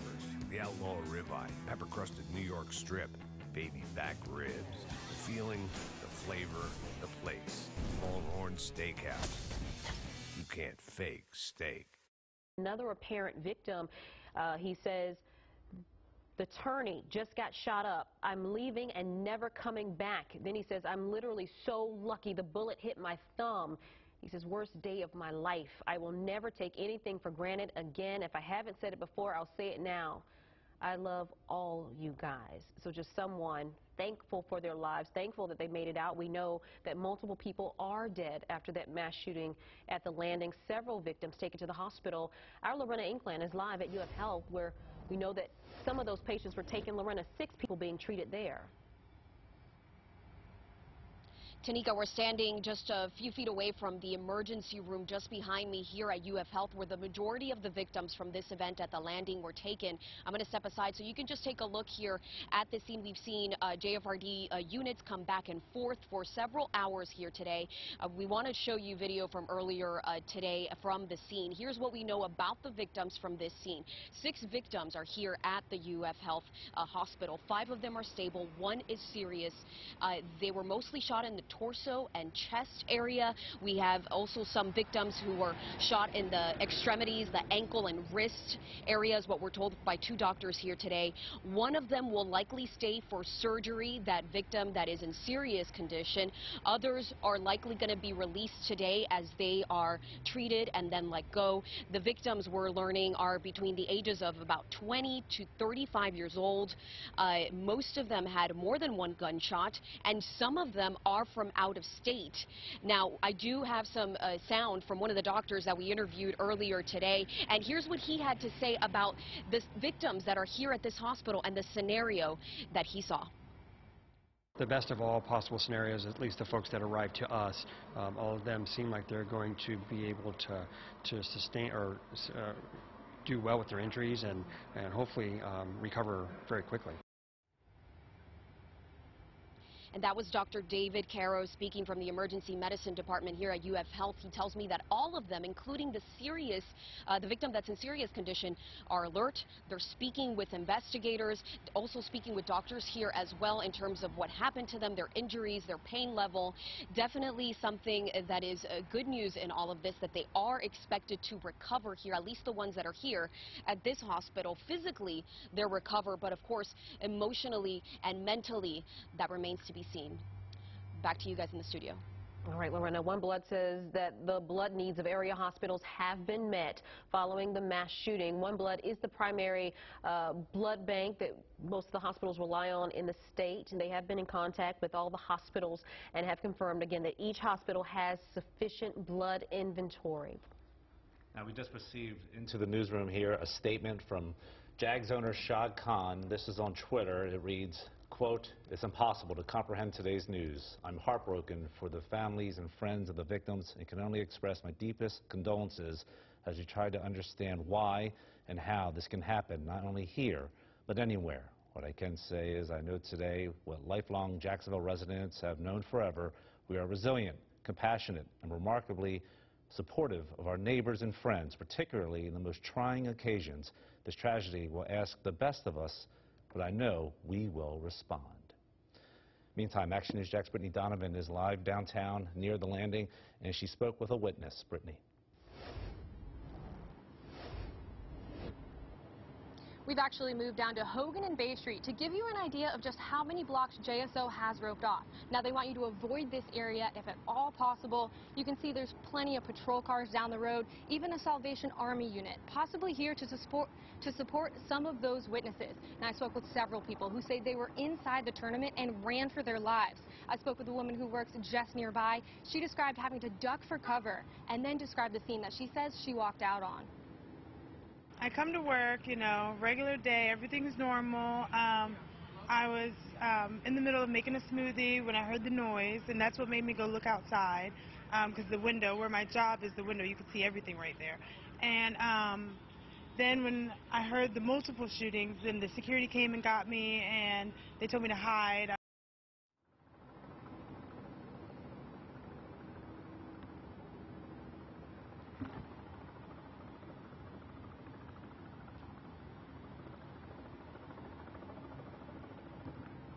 You can see this is very much still an active investigation. Patrol cars there on the roadway. Now, witnesses tell me that they just ducked for cover and didn't know what to do. Right now, we don't know that much information about the suspect. As you guys were talking about, we know that he was a white male, but other than that, JSO not really saying much at this point. At the press conference, I asked Sheriff Williams if he's believed to be from the area. He says they're still working to identify the person, but you can see this investigation is still very active. A family member of someone at the tournament actually reached out to me on Twitter asking if any names have been released. They said that person's loved one hasn't been able to get in touch with them. He flew in from West Virginia, and they don't know anything, so they're just waiting for updates. Back to you guys. And we're expecting more information from police. Another news conference from JSO at some point. We will bring it to you live. Our live coverage on this mass shooting at the Jacksonville Landing continues right after the break.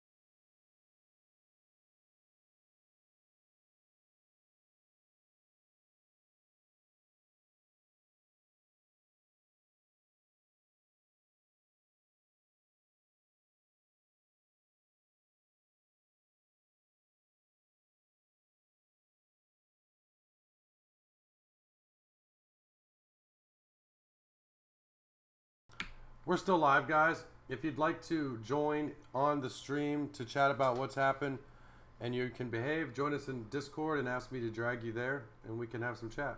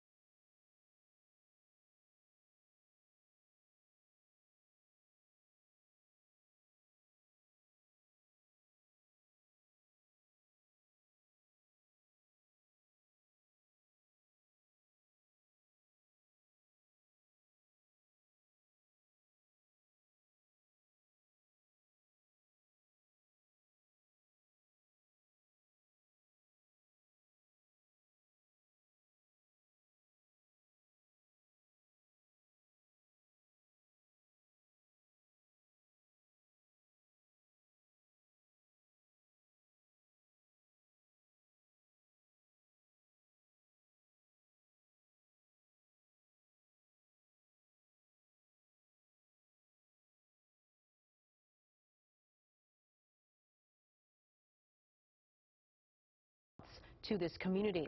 Let's get back out to our reporter, Elizabeth Pace. She's live downtown near the landing as well. Elizabeth, what can you tell us from your vantage point?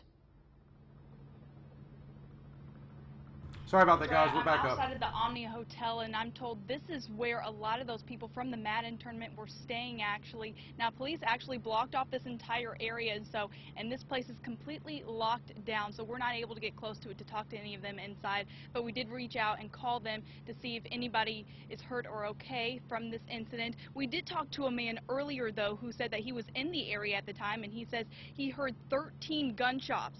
And then after he heard the gunshots, he ran towards the shooting for help. He said he found a man with a gunshot wound and then began CPR until help arrived. What did you do? It's kind of overwhelming right now. Yeah, if you guys actually look at my Twitter, you'll see the pinned picture is me last year at the tournament at the same HF game bar. Next thing I did, take off my shirt, apply pressure to the wound. The bullet wound was this deep. I got it. Now we're going to stay here in this area. We're talking to police in this area, and just to see if anybody else, we reached out to the Omni Hotel to see if everybody is okay inside and what their plan is moving forward, but we're still waiting to hear back. I'll put any developments on my Twitter page at Pace and Jax. Reporting at the Omni Hotel. Discord link coming right up. 47 Fox 30 Action News, Jax. So now we want to take a look at the picture of inside what the game room looked like where the shooting took place. This is it. It's very small, very dimly lit. We spoke with Action News Jax law and safety expert Dale Carson earlier about this during the course of our coverage, telling us, again, this is just a situation where it's very difficult if you're in there to avoid getting shot. If someone comes in there as an active shooter because you're focused on the television screen. And again, you would not know if someone's coming up behind you. And also, during this gaming competition, you are wearing headphones. Now, we did speak to one competitor who said it's hard to wrap his head around the fact that this happened at a gaming tournament. It was just supposed to be a nice weekend on it. I was supposed to have a nice weekend, enjoy playing Madden against some people I've played against online. Now we want to get out to Action News Jax. Cole Heath, he has been at Memorial Hospital for the last few hours. In Cole, 3 patients were taken there.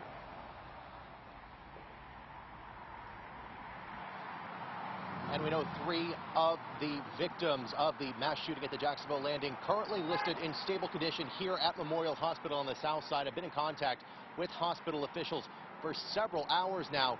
We know at this point that 3 of the victims out of several at this situation in downtown Jacksonville currently here. I respectfully asked hospital officials whether or not any of those victims, since they are stable, or their families would be willing to talk to us on camera. They say that at this time that will not be happening. However, we are working on connecting with anyone who at the hospital willing to talk, whether it's hospital officials or someone who can give any sort of insight into the extent of the injuries to these 3 people now recovering after this mass shooting. And if you take one more look out front of the emergency room where the ambulances drop patients off to bring them inside of Memorial Hospital, there's at least 3 JSO police cars. We've been out here for at least 3 hours now, and we've seen upwards of 12 police cars, several ambulances, as well as at least 1 JSO crime scene van circling through, processing through the hospital throughout the stages since this mass shooting. But now, as you see now, just down to 3 JSO police officers as this investigation continues. Reporting live on the south side, Cole Heath, CBS 47 Fox 30 Action News Jax. And there are a lot of people who are concerned right now. They want to make sure that folks are okay. I've even been getting texts and tweets and everything else. So listen, one way that you can let your family and friends know that you're safe is through Facebook. There is a check-in feature where you can select I'm safe. There are also features on how to get or give help following this mass shooting at the Jacksonville landing. Now, gaming tournaments can be very intense. We have video where you hear what appears to be another heated argument from Saturday's tournament. Take a look here. If you listen also carefully, you can hear people fighting in the background. And we don't know if this was yesterday's fight and it was connected whether or not to today's shooting. Take a look.